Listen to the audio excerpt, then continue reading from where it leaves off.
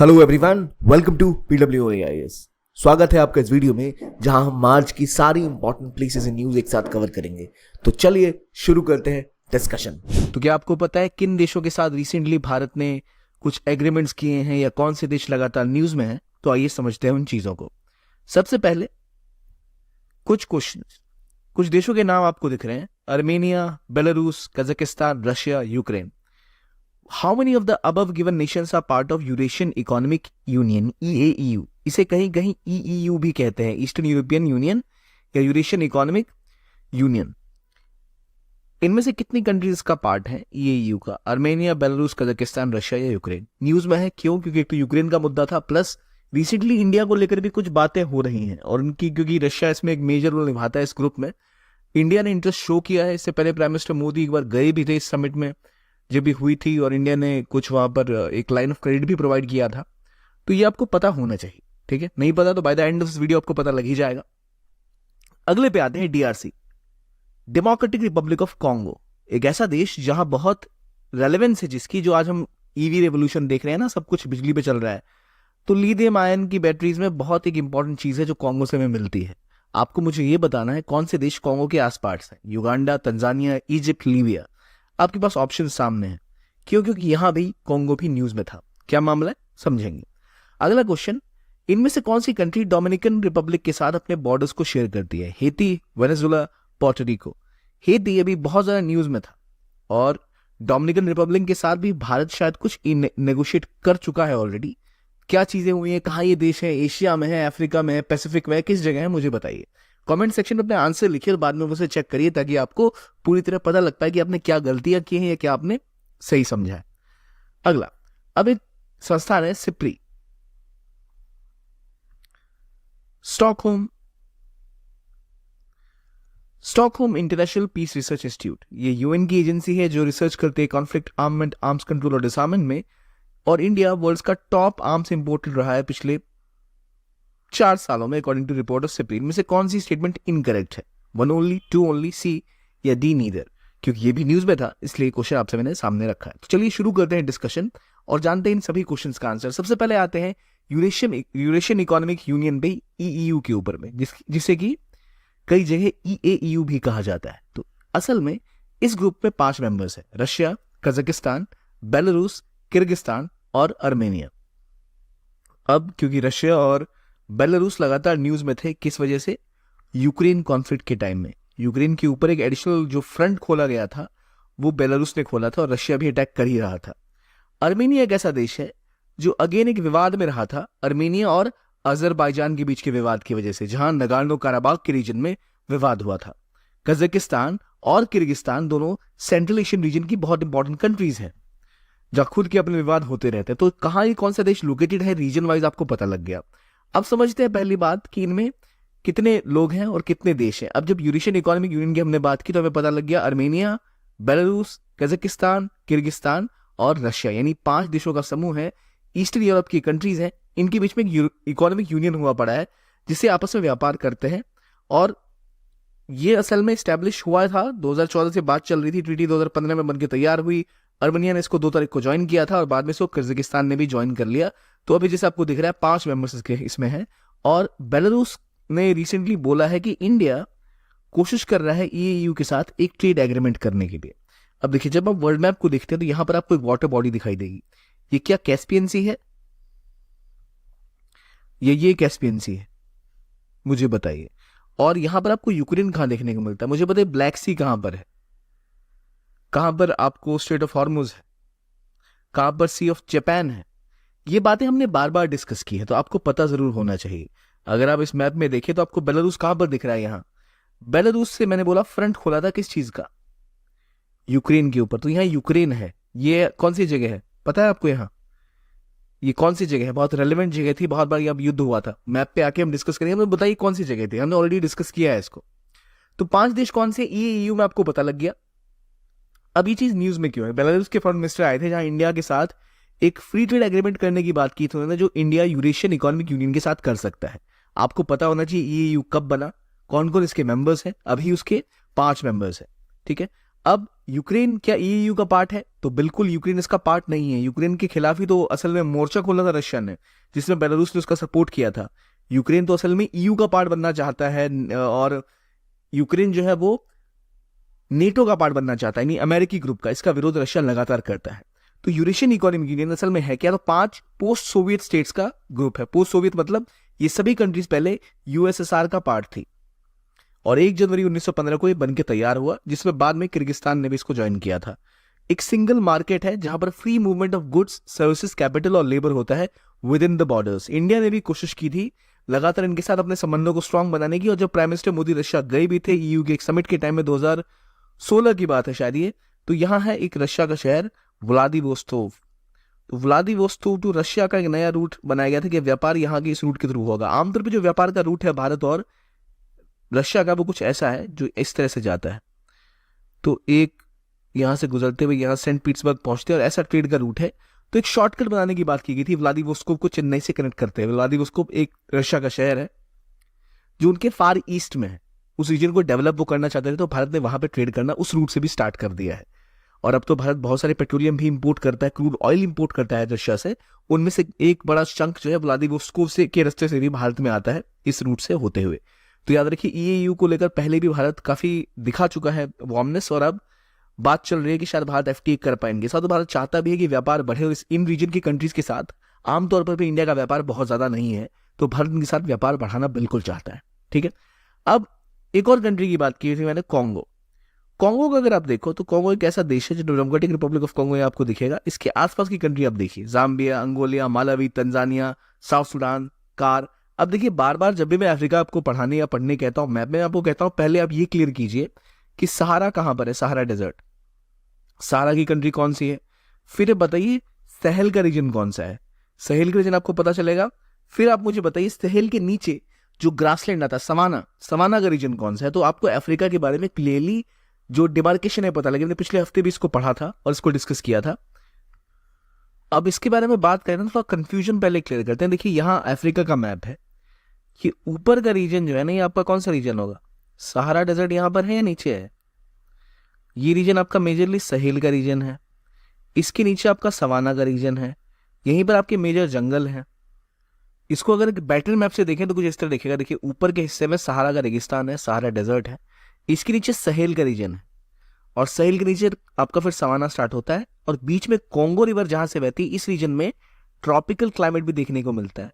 तो सहेल का वो रीजन है जो कि ट्रांजिशन जोन है, यानी वो रीजन है जहां ऊपर डेजर्ट है और नीचे ग्रासलैंड है। इसके बीच का जो ट्रांजिशन इलाका है उसको हम कहते हैं सहेल का रीजन। और नीचे देखिए तो कालाहारी डेजर्ट है, तो यहाँ पर एक अलग ही कहानी एनवायरमेंटली आ जाती है। तो अगर आप देखिए सैटेलाइट पे मैप पे, तो आपको इस तरह अफ्रीका के कॉन्टिनेंट में एक पूरा बदलाव देखने को मिलता है। ऊपर डेजर्ट, नीचे आपको ट्रॉपिकल ग्रीन फॉरेस्ट, यहाँ पर आपको सवाना के ग्रासलैंड मिलते हैं, और ये बीच का रीजन आपका सहेल का रीजन कहलाएगा। अब ये नहीं पानी नहीं है वो, बल्कि वो ट्रांजिशन जोन दिखा रहा है। तो अफ्रीका में ये जगह इंपॉर्टेंट न्यूज में है। अब हम बात कर रहे थे कॉन्गो के बारे में, specifically democratic Republic of Congo के बारे में। ये है डीआरसी।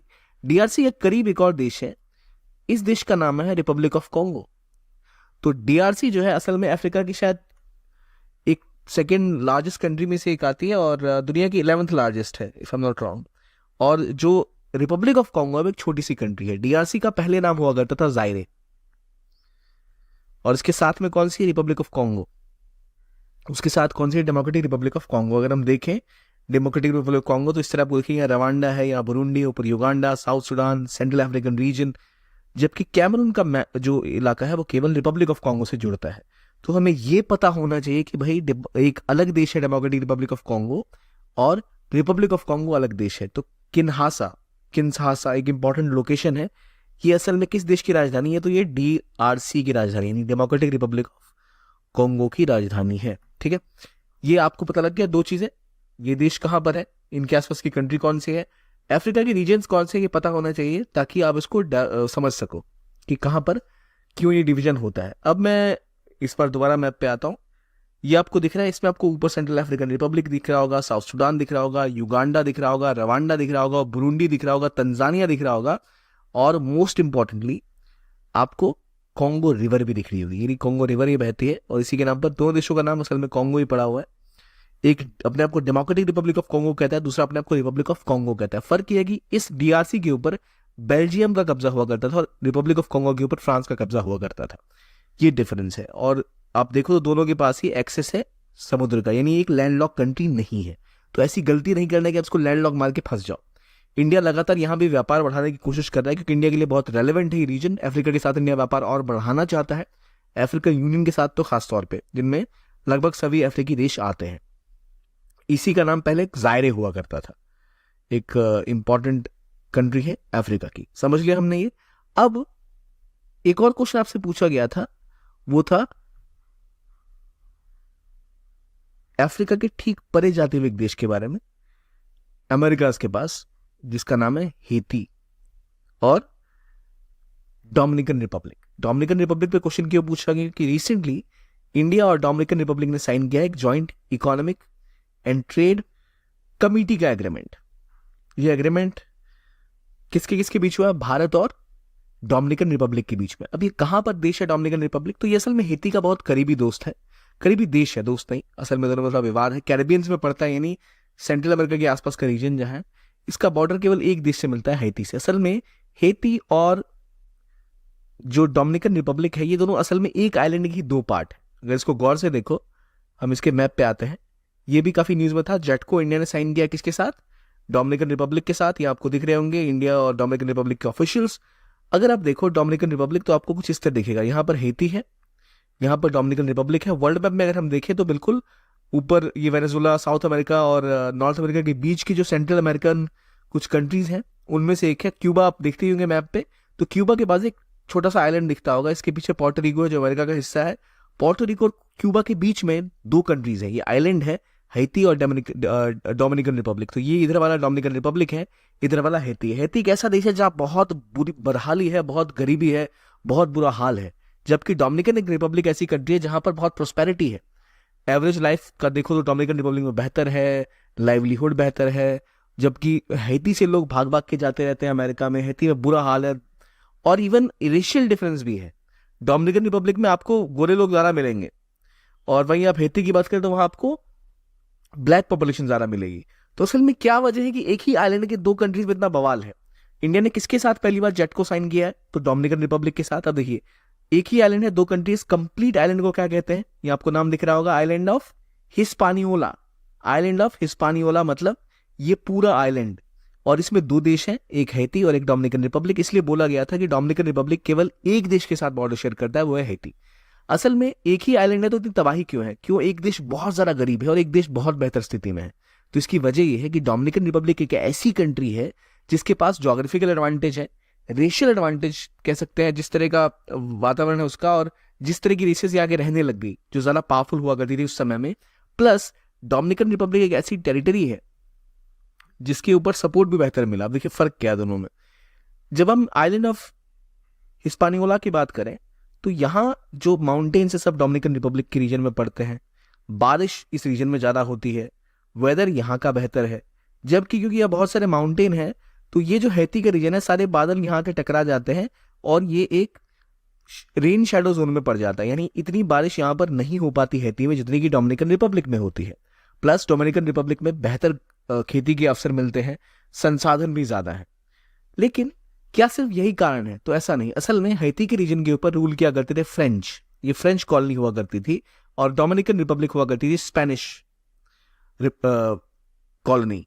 बाद में डोमिनिकन रिपब्लिक में कुछ यूरोपियंस भी आके रहने लग गए, और जबकि हेती में फ्रांस ने बहुत ज्यादा कब्जा कर लिया था और लगातार यहाँ पर उसने अटैक करना स्टार्ट किया, और यहाँ पर स्लेव्स को लाके स्लेव का ट्रेड करना स्टार्ट किया, प्लांटेशन स्टार्ट की, और इतनी ज्यादा प्लांटेशन स्लेव ट्रेड किया कि लगभग हेती का एक बड़ा सा टेरिटरी जो उसमें पूरी जंगल को साफ कर दिया गया था। तो यहाँ ज्यादा ओवर एक्सप्लॉयटेशन हो गया और ये ज्यादा खेती के लिए सही जगह रही नहीं। जबकि डोमिनिकन रिपब्लिक के पास एक तो वेदर का फायदा था, ज्योग्राफी का फायदा था, प्लस यहाँ सेटलर्स जो है वो यूरोप से आए जो वेल ऑफ थे, बेहतर स्थिति में थे, और इसका फायदा उठा, और यहाँ पर जनसंख्या भी कम रही। कंपेयर टू हेती में बहुत ज्यादा जनसंख्या है डोमिनिकन रिपब्लिक के मुकाबले, इसलिए हेती की अभी स्थिति बहुत ज्यादा खराब है। और बार बार इनके बीच में पहले युद्ध भी हुआ करते थे, तो दोनों बिल्कुल ही सेपरेट कंट्रीज हैं हमेशा से ही। तो डोमिनिकन रिपब्लिक और हेती दो कंट्रीज है। कहाँ पर है? कैरेबियन सी में है। और अभी इंडिया ने डोमिनिकन रिपब्लिक के साथ एक जेट को एक एग्रीमेंट साइन किया है इंडिया, जहां कोशिश कर रहा है कि बेहतर तरीके से क्या हो, ट्रेड और जो एस्पेक्ट है बाकी डेवलपमेंट हो उनके बीच। ये बातें होगी इकोनॉमिक और कमर्शियल ट्रेड्स को आगे ले जाने के बारे में।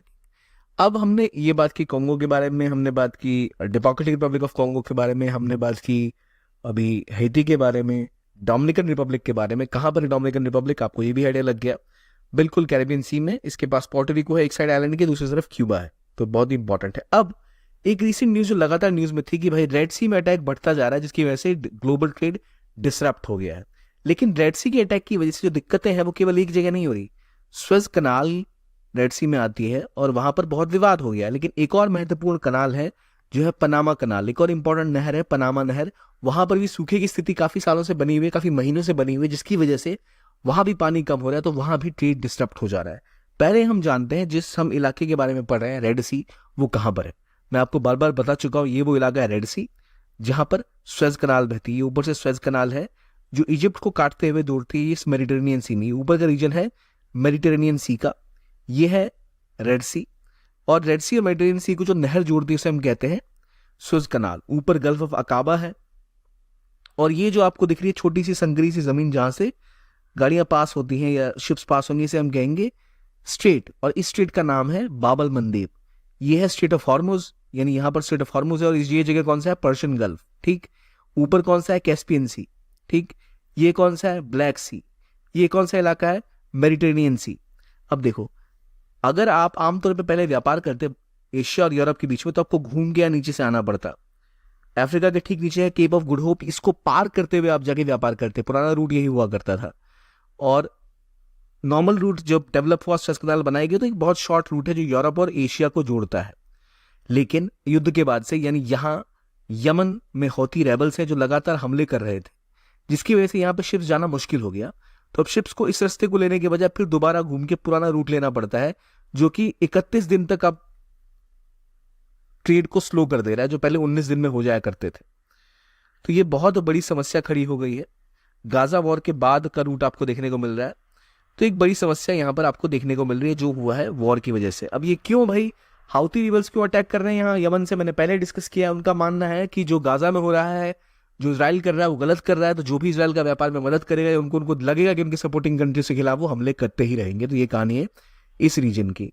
अब जब ये चीजें हो रही हैं, स्वेज कनाल से ना होने की वजह से, घूम के व्यापार होने की वजह से 36 दिन तक का टाइम लगता है। अगर आप नीदरलैंड से व्यापार करोगे तो आमतौर पे आप क्या करोगे, सीधा यहाँ जिब्राल्टर है, ये स्ट्रेट ऑफ जिब्राल्टर, यहाँ क्रॉस करोगे और आप सीधा बोस्फोरस स्ट्रेट यहाँ पर है, इसको पार करते हुए आओगे, ये आपके स्वेज कनाल से होते हुए रेड सी में एंटर करोगे, और यहाँ बाब अल मंदेब को पार करते हुए सीधा सीधा आप व्यापार कर सकते हो। स्ट्रेट ऑफ मलक्का पार करते हुए जापान जाओ, चाइना जाओ या इंडिया आओ, बहुत सिंपल है। लेकिन अब आपको एक लंबा 36 दिन का ट्रिप करना पड़ रहा है, क्योंकि वो रूट खुला हुआ नहीं है, तो इससे व्यापार को बहुत नुकसान हो रहा है।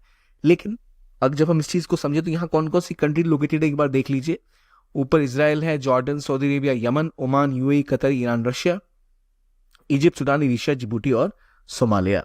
अब जब हम इन चीजों की बात करें तो हमें पता है कि काफी टनल्स की दिक्कत, सिर्फ कनाल्स की दिक्कत रेड सी में नहीं है, बल्कि जैसे मैंने बताया सूखा होने की वजह पनामा कनाल जो है वहां भी बहुत विवाद की स्थिति बनी हुई है, जहां अब उन्होंने पानी कम होने की वजह से शिप्स की मूवमेंट कम कर दी है, और वो ऐसी जगह जहां से 5% ग्लोबल ट्रेड होता था। तो पहली बात, कहां पर है पनामा कनाल, यहां पर है पनामा कनाल। आमतौर पर कहा जाता है कि क्योंकि यहां पर पहले कोई कनाल थी नहीं, तो अगर अमेरिका को अपने इस पोर्ट से इस पोर्ट तक सामान भेजना है, या तो वो ऐसे भेजेंगे या फिर उनको पूरा घूम के नीचे से आना पड़ता था। तो कहा यह जाता है कि इन्होंने अपने षड्यंत्र के तहत पहले इस पनामा के देश को में सत्ता पलटी, और उसके बाद यहाँ पर एक कनाल बना दिया, पनामा कनाल। तो कहा जाता है यहाँ पर ज्यादा विवाद नहीं होता, क्योंकि सब कुछ लगभग अमेरिका के कंट्रोल में ही है। पर यहाँ समस्या यह है कि पानी मेंटेन करना पड़ता है, पानी कम रहता है इस रीजन में। अब क्योंकि इस इलाके के आसपास सूखा हो चुका है, और जो पनामा कनाल ऑपरेट करती है, तो पनामा कनाल ऑपरेट करती है गैटल लॉक से, यानी यहाँ पर गैटल लेक है, और लेक से आप आते हो धीरे धीरे धीरे करके हुए, तब पार कर दूसरी साइड पैसिफिक ओशन जाते हो। अटलांटिक को पैसिफिक ओशन से जोड़ने का तरीका है। इसके अंदर पहले कोई भी शिप अटलांटिक से आएगा, फिर वो गैटल लॉक नाम की एक जगह है जहां पर पानी से जो गैटल लेक का लेवल है वहां तक लेके जाता है। फिर आपके शिप्स गैटल लेक में आएंगे, फिर इसी में आता है कुलेब्रा कट, यानी जहां से आप शिफ्ट होते हो और पेद्रो मिगुल लॉक होते हुए आप लास्ट में मीरा फ्लोर लेक होते हुए 1.5 किलोमीटर जाते हुए फिर लास्ट में आप यहाँ खत्म करते हो चीज़ों को, अपनी अपनी यात्रा को पैसिफिक ओशन में। तो याद रखिए यहाँ पर मीरा फ्लोर लॉक की बात है, पेद्रो मिगुल लॉक की बात है, गैटुल लॉक की बात है, गेटन लेक की बात है। तो ये सब बातें किसकी हो रही है? पनामा कनाल की। अब लेक से अगर आप शिफ्ट कराओगे चीज़ों को तो पानी आपको मैनेज करना पड़ता है। अब क्योंकि यहाँ सूखा पड़ गया, पानी की मात्रा बहुत कम हो गई है, तो बड़े शिप्स नहीं जा पा रहे हैं और कम मात्रा में शिप्स पहुंचते, तो यहाँ भी व्यापार में बहुत दिक्कतें झेलनी पड़ रही है। एक तो पहले स्वेज कनाल में दिक्कत है और पनामा कनाल में भी अभी दिक्कतें चल रही हैं। इसके अलावा देखिए तो इस मैप में आपको इंपॉर्टेंट चोक पॉइंट्स दिखेंगे। चोक पॉइंट्स वो इलाके हैं जहां व्यापार अगर नहीं हो पाए या व्यापार को रोक दें तो पूरा का पूरा व्यापार ही ठप हो जाएगा आसपास का। जैसे हमने देखा यहाँ स्वेज कनाल है, इसमें साथ दिक्कत हो रही है तो सारी दुनिया के शिप नीचे घूम के आ रहे हैं। ठीक उसी प्रकार यहाँ बाबल मंदेब है जहां पर अभी समस्या हो रही है क्योंकि यमन में जो हौती रेबल्स है यहाँ पर ही फायरिंग कर रहे हैं। ऊपर है स्वेज कनाल, यहाँ पर है स्ट्रेट ऑफ हॉर्मुज, ये है टर्कस स्ट्रेट जिसे हम बॉस्फोरस सी के आसपास का इलाका है। यानी ये वो इलाका है जिसके थ्रू जो भी कंट्रीज आपके ब्लैक सी के आसपास हैं वो मेडिटेरेनियन सी को एक्सेस करती हैं। अगर टर्की यहाँ पर इसको रोक दे तो रशिया और बाकी के देश इस रीजन से अपने जहाज लेकर मेडिटेरेनियन सी में नहीं जा पाएंगे। इसका मतलब वो एशिया नहीं पहुंच पाएंगे, उनको घूम के पीछे से आना पड़ेगा, जो बहुत दिक्कत बड़ा काम होगा। इसके अलावा स्ट्रेट ऑफ जिब्राल्टर, ये महत्वपूर्ण चोक पॉइंट्स है और यहाँ पनामा कनाल है। तो ये चोक पॉइंट्स बहुत इंपॉर्टेंट होते हैं, जिन चोक पॉइंट्स को अगर ब्लॉक कर दिया जाए तो आप इस रीजन के आसपास आने वाले सभी कॉमर्शियल शिप्स को और पूरे के पूरे व्यापार को रोक सकते हो। तो हमें पता होने चाहिए इंपॉर्टेंट मैरीटाइम चोक्स कौन से हैं, कहाँ कहाँ पर है और क्या विवाद अभी चल रहा है। अब आगे बढ़े इससे पहले जरा मैं दिखा दूं पनामा कनाल का सिस्टम काम कैसे करता है। ये रहा गैटन लेक और इसके पास क्या है, लॉक सिस्टम है। दोनों कनाल के एंड में लॉक सिस्टम हुआ करता है जिससे कि पानी छोड़ा जाता है आसपास की लेक्स के ऊपर। क्योंकि देखो शिप्स को आने जाने के लिए ना एक प्रॉपर वाटर का लेवल होना चाहिए। पानी को इतना बढ़ाया जाता है कि वो पानी का लेवल गेटुल लेक के बराबर हो जाए, तो ये लॉक्स के थ्रू पानी छोड़ा जाता है और तब जाके शिप्स उठती है और वहां से गुजरती है। लेकिन क्योंकि अभी पानी बहुत कम है तो उन्हें दिक्कत होती है। देखिए कहानी क्या है, देखिए ये अटलांटिक सी है या पैसिफिक सी है। तो जब कोई शिप आएगा ना तो पहले ये आएगा, इधर एंटर करेगा, फिर यहाँ पानी भरेंगे, फिर उसको ऊपर भेजेंगे, देन अगेन पानी का लेवल बढ़ा बढ़ा के ये इस तरह शिप मूव करते हैं और इवेंचुअली गेटुल लेक से होते हुए फिर वो धीरे धीरे पानी का लेवल कम होता जाता है और वो फिर लास्ट में पैसिफिक में। तो पैसेज को जो बढ़ाना होता है इसके लिए पानी चाहिए होता है, तो ये बड़ी दिक्कत है। इसी वजह से यहाँ भी एक समस्या अभी उत्पन्न हुई पड़ी है। तो अगर कभी आपको एग्वा क्लारा लॉक के बारे में पूछा जाए, गेटल लेक के बारे में पूछा जाए, तो ये पनामा कनाल को जोड़ने वाली लेक्स हैं जिसके थ्रू आपके शिप्स मूव करते हैं। ठीक है, यहाँ पर ड्राउट की समस्या अलग आ गई है। तो पनामा कनाल में ड्राउट की समस्या है, स्वेज कनाल में जियोपॉलिटिकल प्रॉब्लम्स चल रही हैं। और अब बात आती है अगले टॉपिक की, जो है इंटीग्रेटेड चेकपोस्ट के बारे में। आईसीपी खोला गया है इंडिया में त्रिपुरा के आसपास। त्रिपुरा में जहां इंडिया बांग्लादेश का बॉर्डर है वहां पर एक इंटीग्रेटेड चेकपोस्ट आईसीपी बनाया गया। अब आईसीपी क्या होता है पहली बात तो देखिए, भारत से अगर आप बांग्लादेश जाना चाहते हैं, ये इंडिया है बांग्लादेश है, तो बॉर्डर क्रॉस करने के टाइम में आपको ट्रांसपोर्टेशन, लॉजिस्टिक्स, कस्टम्स, कई चीज़ों को देखना पड़ता है कि भाई इसकी चेकिंग होगी कि नहीं, पासपोर्ट चेक हुआ है नहीं, आपका जो सामान जा रहा है कस्टम्स में उस पर ड्यूटी लगेगी नहीं। तो अलग अलग चेकपोस्ट अलग अलग चीज़ों के हुआ करते हैं, तो उससे बहुत ज़्यादा दिक्कतें होती हैं चीज़ों की मूवमेंट में, लोगों की मूवमेंट। तो अगर एक इंटीग्रेटेड चेकपोस्ट होता है तो एक बार आपकी गाड़ी जाती है, ट्रक्स है या कोई इंसान है, वो गए और एक ही साथ सारी चीज़ें हो जाती हैं। चाहे कस्टम्स की बात करें, चाहे हम क्लियरेंस की बात करें, वो सब एक साथ हो जाता है, जो बहुत ही ज़्यादा स्मूथ और चीज़ों को फैसिलिटेट करता है। तो इंडिया ऑलरेडी सबने सुना होगा बीरगंज के बारे में, जोगबनी के बारे में, जो इंडिया नेपाल के बॉर्डर पर है।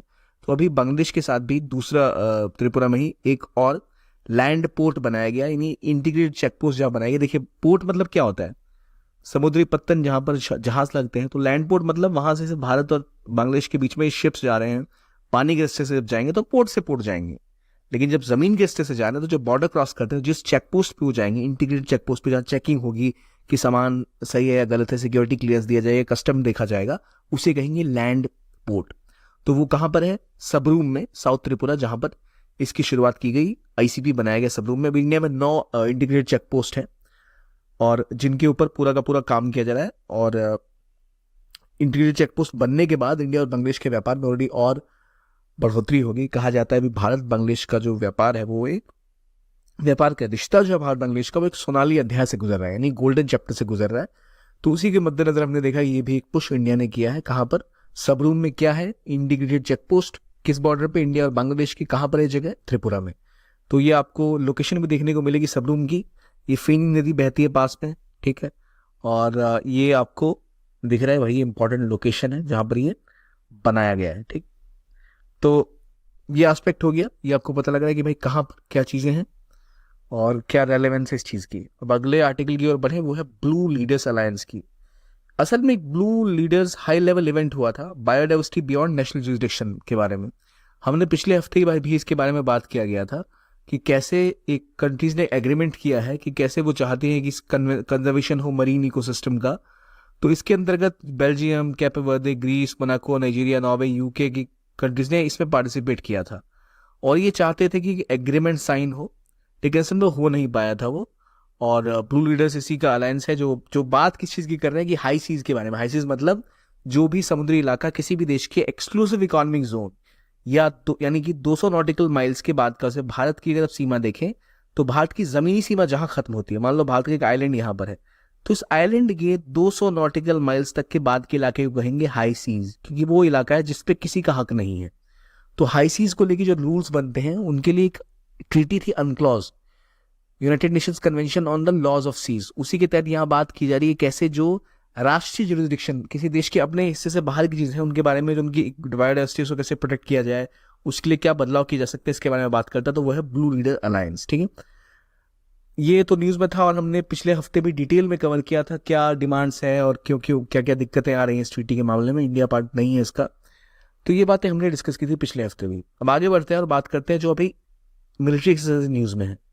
मालाबार, युद्ध अभ्यास, वज्र प्रहार, कूप इंडिया और रेड फ्लैग। पहली बात, मालाबार एक बहुत ही प्रचलित नेवल एक्सरसाइज है जिसमें एक बड़ी चीज की शुरुआत हुई थी। किसकी? जो आज आप क्वाड देख रहे हैं ना, असल में उसकी जो बीज बोया गया था उसका वो मालाबार एक्सरसाइज से ही बोया जाता है, क्योंकि ये एक ट्राइलेटरल नेवल एक्सरसाइज है जहां पर यूएसए, इंडिया और जापान की नेवीज आती है, मैरीटाइम सिक्योरिटी और इंटरऑपरेबिलिटी पे काम करती हैं इंडो पैसिफिक के रीजन में। कुछ समय में इसमें जापान ने, ऑस्ट्रेलिया ने भी इसे ज्वाइन किया था, तब ये दिखा गया था कि भाई कैसे क्वाड की शुरुआत असल में इसी एक्सरसाइज के थ्रू हुई थी। फिर बात आती है युद्ध अभ्यास की। युद्ध अभ्यास और मालाबार एक्सरसाइज में एक फर्क है, ये एक नेवल एक्सरसाइज है मालाबार। युद्ध अभ्यास जिस नाम से क्लियर है, एक जॉइंट मिलिट्री ट्रेनिंग एक्सरसाइज है जो इंडिया और यूएसए की आर्मियां करती हैं। फिर वज्र प्रहार। वज्र प्रहार असल में special forces of India and US इनके बीच में होता है, जिनका फोकस होता है काउंटर टेररिज्म और वॉर कैपेबिलिटी के ऊपर फोकस करना। कूप अमेरिका अगेन एक बायलैटरल एरियल एक्सरसाइज है जो इंडियन एयरफोर्स और यूएस की एयरफोर्स करती है combat readiness, joint operational capabilities को दिखाने के लिए। और रेड फ्लैग असल में एक multinational air combat training exercise है जो होस्ट करता है यूनाइटेड स्टेट्स का एयरफोर्स, जिसमें कि इंडिया की एयरफोर्स अक्सर जाके पार्टिसिपेट करती है। तो रेड फ्लैग अमेरिका का है, कोप इंडिया इंडिया और यूएसए की एयरफोर्स का है, वज्र प्रहार इंडिया और यूएस की जो स्पेशल फोर्सेस है उनका है, युद्ध अभ्यास भारत और यूएस की मिलिट्री का है, और मालाबार एक्सरसाइज इंडिया, यूएसए और जापान का ट्राइलेटरल एक नेवल एक्सरसाइज है। पैसिफिक ओशन में मोस्टली होता है, इंडो पैसिफिक रीजन में, जहां चाइना की बढ़ती पैठ को टक्कर देने की कोशिश ये लोग करते हैं और उससे चाइना बहुत ज़्यादा डरता भी है। तो ये ब्रॉडली जो चीज़ें थी न्यूज़ में। अब मैं एक बार दोबारा आपको कह रहा हूँ कि जो मैप्स है वो पढ़ लीजिए, क्योंकि मैप से आपको पता लगेगा कि मान लो इस मैप में कहाँ पर था डेमोक्रेटिक रिपब्लिक ऑफ कॉन्गो, कहाँ पर रिपब्लिक ऑफ कॉन्गो, कहाँ पर है आपकी कैस्पियन सी, कहाँ पर है ब्लैक सी ऑफ अजूज कहाँ पर है, कहाँ पर आपके दर्दनेलिस है, कहाँ पर रेड सी है, कहाँ स्टेट ऑफ मलक्का है, कौन कौन सी आपकी ईयू की कंट्रीज हैं, ये सब आपको याद हो जाना चाहिए अभी तक, ठीक है। आगे बढ़ते हैं और बात करते हैं सिप्री की। तो सिप्री असल में एक स्टॉकहोम बेस्ड एक रिसर्च कह सकते हैं छापने वाली संस्था है, रिसर्च इंस्टीट्यूट है। उन्होंने अपनी रिपोर्ट में बताया है कि 2019 से लेकर 23 तक के बीच में इंडिया दुनिया का सबसे बड़ा आर्म्स इंपोर्टर था, जिसमें जो सेकेंड लार्जेस्ट एक्सपोर्टर बना है उसमें फ्रांस रहा है रशिया को हटाते हुए, लेकिन टॉप मोस्ट जो इंपोर्टर है आर्म्स का वो था कौन? तो इंडिया। अब बात जैसे मैंने की कि भाई सिप्री लगातार न्यूज़ में रहती है, तो क्या है सिप्री? तो सिप्री असल में एक इंडिपेंडेंट थिंक टैंक है, इसका यूएन से कुछ लेना देना है नहीं। सिप्री स्टॉकहोम में बेस्ड है स्वीडन में, और इसका काम ही यही है कि भाई जो कन्फ्लिक्ट हो गए, आर्ममेंट हो गए, आर्म्स कंट्रोल हो गए, इसके ऊपर काम करना, ठीक है। ये सिप्री की बात हो गई। सिप्री का फुल फॉर्म ही यही है, Stockholm International Peace Research Institute, ठीक है। Stockholm International Peace Research Institute Sweden में है, स्टॉकहोम शहर का नाम है जहाँ स्थित है। एक इंडिपेंडेंट रिसर्च थिंक टैंक है जो वॉरफेयर और इन सब के ऊपर में रिसर्च पब्लिश करता है, काफ़ी रेपुटेड संस्था है, लेकिन इसका कोई भी लेना देना यूएन वगैरह से तो है नहीं अभी तक। तो ये बातें हो गई सिप्री की, जिसने बोला है कि India has been the top importer in the world in 2019 to 23 period. पहले यूएई, सऊदी अरेबिया का नाम भी कभी कभी आता था, अभी इंडिया टॉप पे चला गया है, टॉप इंपोर्टर था, बढ़ा है नंबर 4.7% उससे 4 साल पहले की तुलना में। तो क्या आपको पता है किन देशों के साथ रिसेंटली भारत ने कुछ एग्रीमेंट्स किए हैं या कौन से देश लगातार न्यूज में है? तो आइए समझते हैं उन चीजों को। सबसे पहले कुछ क्वेश्चन, कुछ देशों के नाम आपको दिख रहे हैं, Armenia, Belarus, Kazakhstan, Russia, Ukraine. How many of the above given nations are part of Eurasian economic union, EAEU? इसे कहीं कहीं EEU भी कहते हैं, ईस्टर्न यूरोपियन यूनियन या यूरेशियन इकोनॉमिक यूनियन।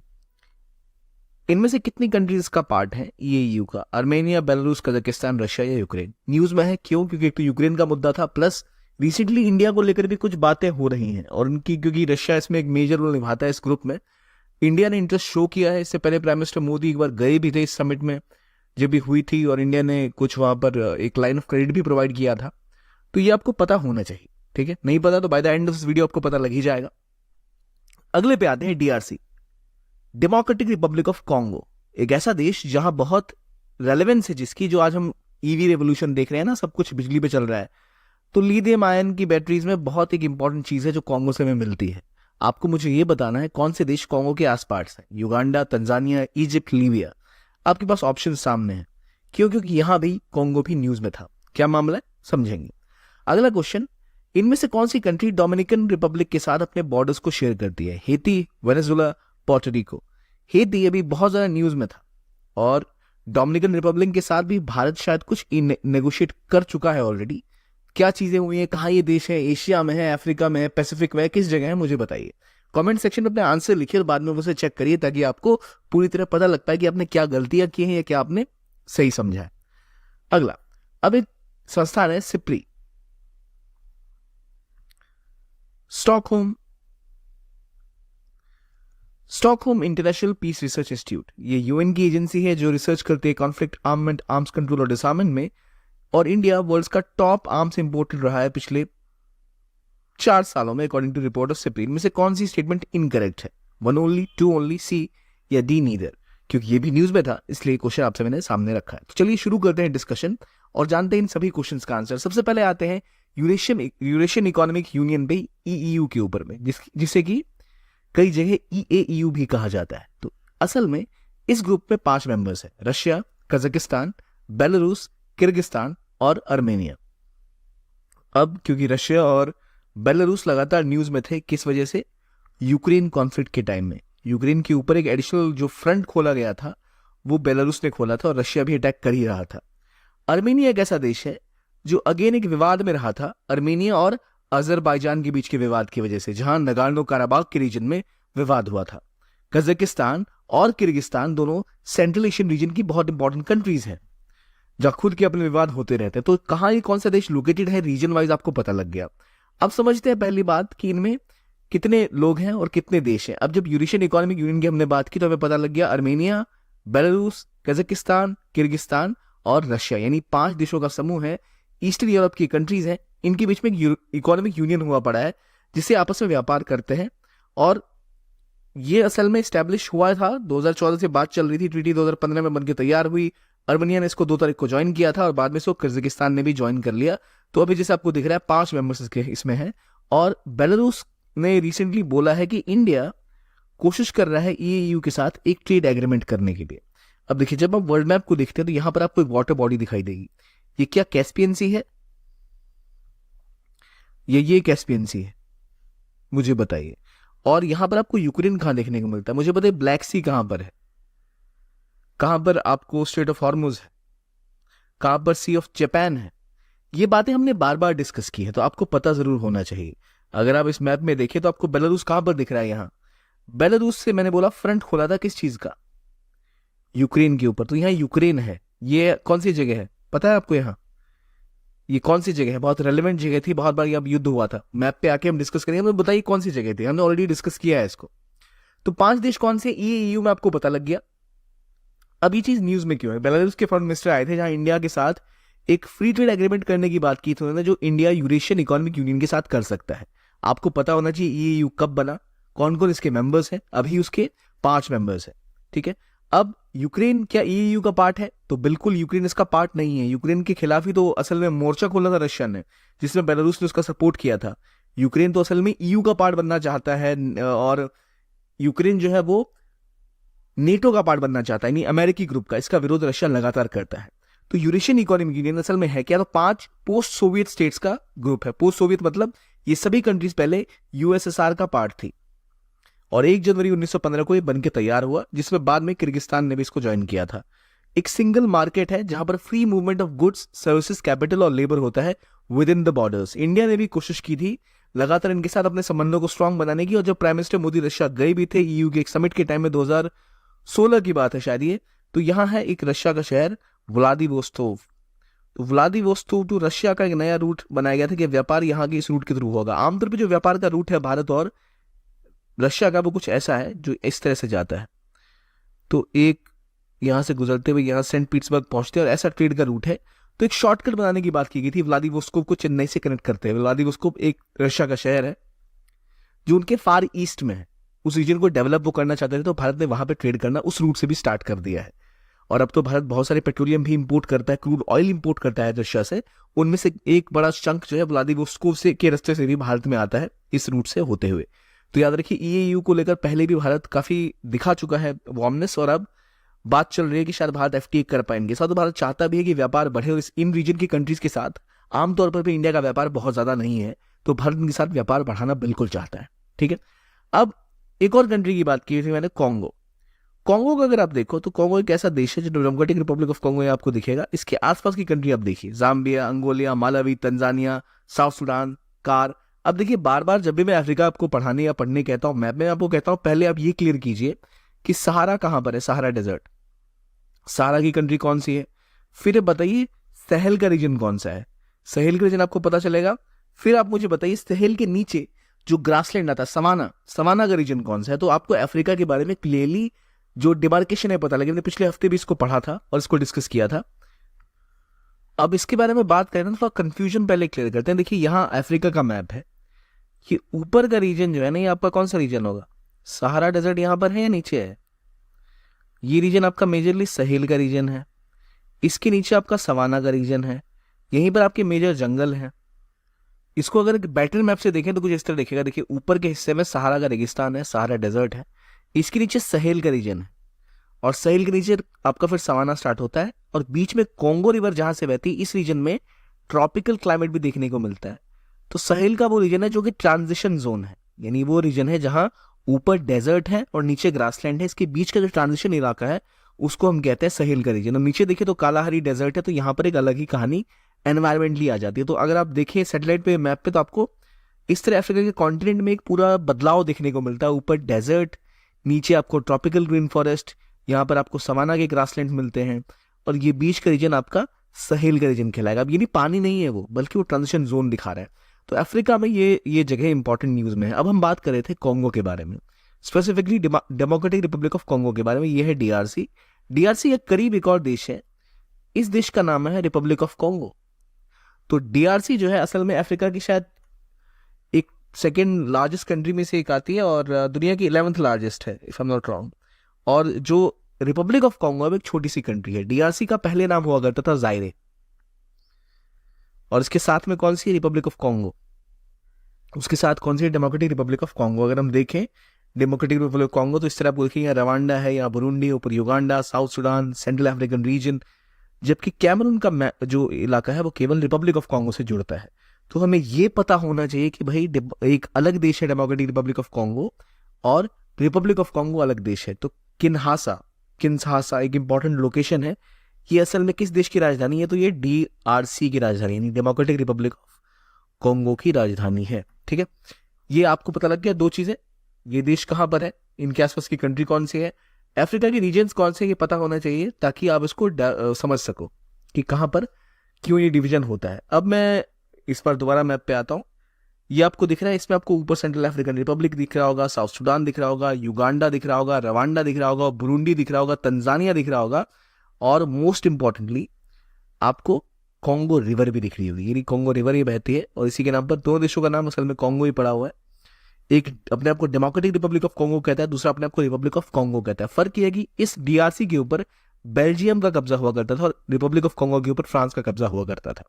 ये डिफरेंस है। और आप देखो तो दोनों के पास ही एक्सेस है समुद्र का, यानी एक लैंडलॉक कंट्री नहीं है।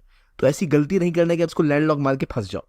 इंडिया लगातार यहाँ भी व्यापार बढ़ाने की कोशिश कर रहा है, क्योंकि इंडिया के लिए बहुत रेलेवेंट है ये रीजन। अफ्रीका के साथ इंडिया व्यापार और बढ़ाना चाहता है, अफ्रीकन यूनियन के साथ तो खास तौर पे, जिनमें लगभग सभी अफ्रीकी देश आते हैं।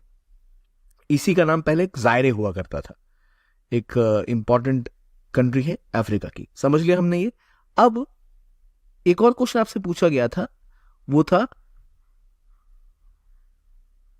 अफ्रीका के ठीक परे जाते हुए एक देश के बारे में, अमेरिका के पास, जिसका नाम है हेती और डोमिनिकन रिपब्लिक। डोमिनिकन रिपब्लिक पे क्वेश्चन क्यों पूछा गया कि रिसेंटली इंडिया और डोमिनिकन रिपब्लिक ने साइन किया एक joint economic and trade committee का एग्रीमेंट। ये एग्रीमेंट किसके किसके बीच हुआ? भारत और डोमिनिकन रिपब्लिक के बीच में। अब ये कहां पर देश है डोमिनिकन रिपब्लिक? तो ये असल में हेती का बहुत करीबी दोस्त है, करीबी देश है, दोस्त नहीं, असल में दोनों का विवाद है। कैरेबियंस में पड़ता है, यानी सेंट्रल अमेरिका के आसपास का रीजन जहां है। इसका बॉर्डर केवल एक देश से मिलता है, हेती से। असल में हेती और जो डोमिनिकन रिपब्लिक है, ये दोनों असल में एक आइलैंड की दो पार्ट है। अगर इसको गौर से देखो, हम इसके मैप पे आते हैं। ये भी काफी न्यूज में था। जेट को इंडिया ने साइन किया किसके साथ? डोमिनिकन रिपब्लिक के साथ। ये आपको दिख रहे होंगे इंडिया और डोमिनिकन रिपब्लिक के ऑफिशियल्स।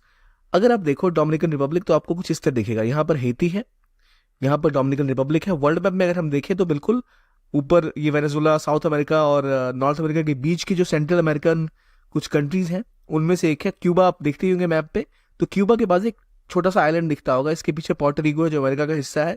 पोर्टो रिको और क्यूबा के बीच में दो कंट्रीज है, ये आइलैंड है, हैती और डोमिनिकन रिपब्लिक। तो ये इधर वाला डोमिनिकन रिपब्लिक है, इधर वाला हैती है। हैती एक ऐसा देश है जहां बहुत बुरी बदहाली है, बहुत गरीबी है, बहुत बुरा हाल है। जबकि डोमिनिकन रिपब्लिक ऐसी कंट्री है जहां पर बहुत प्रोस्पेरिटी है। एवरेज लाइफ का देखो तो डोमिनिकन रिपब्लिक में बेहतर है, लाइवलीहुड बेहतर है। जबकि हैती से लोग भाग भाग के जाते रहते हैं अमेरिका में। हैती में बुरा हाल है, और इवन रेशियल डिफरेंस भी है। डोमिनिकन रिपब्लिक में आपको गोरे लोग ज्यादा मिलेंगे, और वहीं आप हैती की बात करें तो वहां आपको ब्लैक पॉपुलेशन ज्यादा मिलेगी। तो असल में क्या वजह है कि एक ही आइलैंड के दो कंट्रीज में इतना बवाल है? इंडिया ने किसके साथ पहली बार जेट को साइन किया है? तो डोमिनिकन रिपब्लिक के साथ। अब देखिए, एक ही आइलैंड है, दो कंट्रीज। कंप्लीट आइलैंड को क्या कहते हैं? ये आपको नाम दिख रहा होगा, island of Hispaniola. Island of Hispaniola मतलब ये पूरा आइलैंड, और इसमें दो देश हैं, एक हैती और एक डोमिनिकन रिपब्लिक। इसलिए बोला गया था कि डोमिनिकन रिपब्लिक केवल एक देश के साथ बॉर्डर शेयर करता है, वो है हैती। असल में एक ही आइलैंड है तो इतनी तबाही क्यों है? क्यों? एक देश बहुत ज्यादा गरीब है और एक देश बहुत बेहतर स्थिति में है। तो इसकी वजह यह है कि डोमिनिकन रिपब्लिक एक ऐसी कंट्री है जिसके पास ज्योग्राफिकल एडवांटेज है, रेशियल एडवांटेज कह सकते हैं, जिस तरह का वातावरण है उसका, और जिस तरह की रेसेस यहाँ के रहने लग गई जो ज्यादा पावरफुल हुआ करती थी उस समय में। प्लस डोमिनिकन रिपब्लिक एक ऐसी टेरिटरी है जिसके ऊपर सपोर्ट भी बेहतर मिला। अब देखिए फर्क क्या है दोनों में। जब हम आइलैंड ऑफ हिस्पानियोला की बात करें तो यहाँ जो माउंटेन्स है सब डोमिनिकन रिपब्लिक के रीजन में पड़ते हैं। बारिश इस रीजन में ज्यादा होती है, वेदर यहाँ का बेहतर है। जबकि क्योंकि यहाँ बहुत सारे माउंटेन हैं, तो ये जो हैती का रीजन है, सारे बादल यहाँ के टकरा जाते हैं और ये एक रेन शैडो जोन में पड़ जाता है। यानी इतनी बारिश यहाँ पर नहीं हो पाती हैती में जितनी की डोमिनिकन रिपब्लिक में होती है। प्लस डोमिनिकन रिपब्लिक में बेहतर खेती के अवसर मिलते हैं, संसाधन भी ज्यादा है।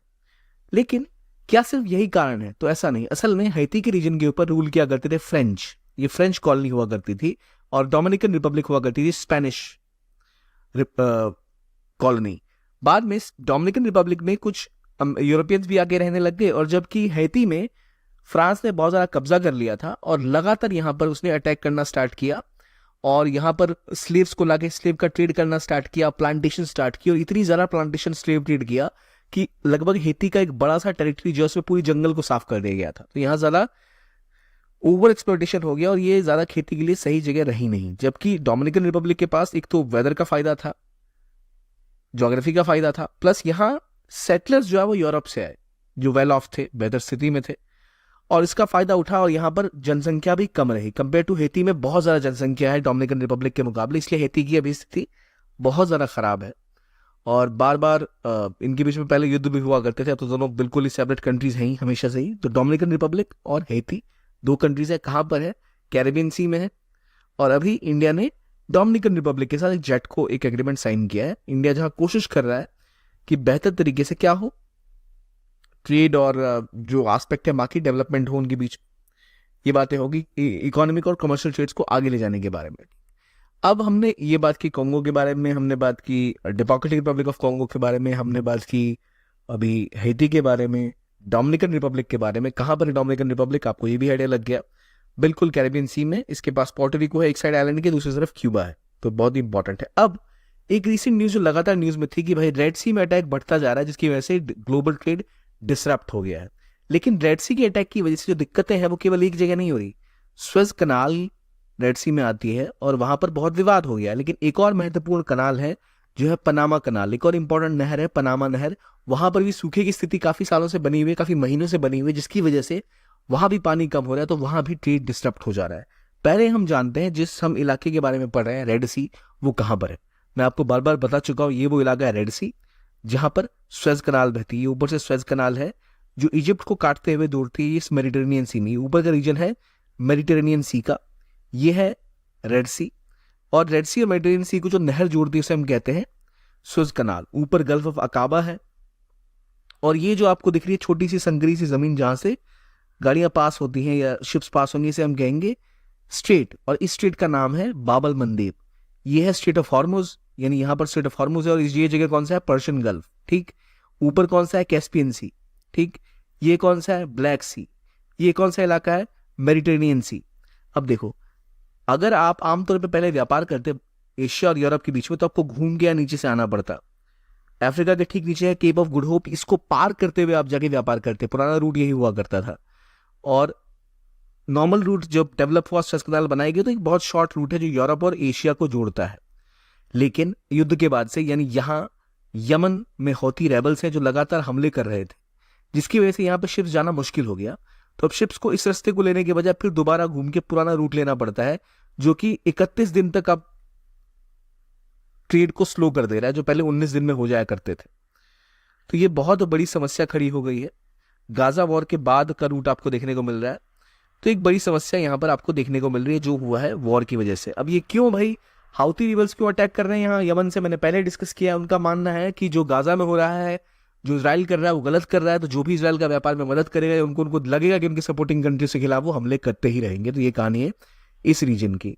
अब जब ये चीजें हो रही हैं, सुएज कनाल से ना होने की वजह से, घूम के व्यापार होने की वजह से 36 दिन तक का टाइम लगता है। अगर आप नीदरलैंड से व्यापार करोगे तो आमतौर पे आप क्या करोगे, सीधा यहाँ जिब्राल्टर है, ये स्ट्रेट ऑफ जिब्राल्टर, यहाँ क्रॉस करोगे और आप सीधा बोस्फोरस स्ट्रेट यहाँ पर है, इसको पार करते हुए आओगे ये आपके सुएज कनाल से होते हुए रेड सी में एंटर करोगे और यहाँ बाबल मंदेब को पार करते हुए सीधा सीधा आप व्यापार कर सकते हो। स्ट्रेट ऑफ मलक्का पार करते हुए जापान जाओ, चाइना जाओ या इंडिया आओ, बहुत सिंपल है। लेकिन अब आपको एक लंबा 36 दिन का ट्रिप करना पड़ रहा है क्योंकि वो रूट खुला हुआ नहीं है, तो इससे व्यापार को बहुत नुकसान हो रहा है। लेकिन अब जब हम इस चीज को समझे तो यहाँ कौन कौन सी कंट्री लोकेटेड है एक बार देख लीजिए।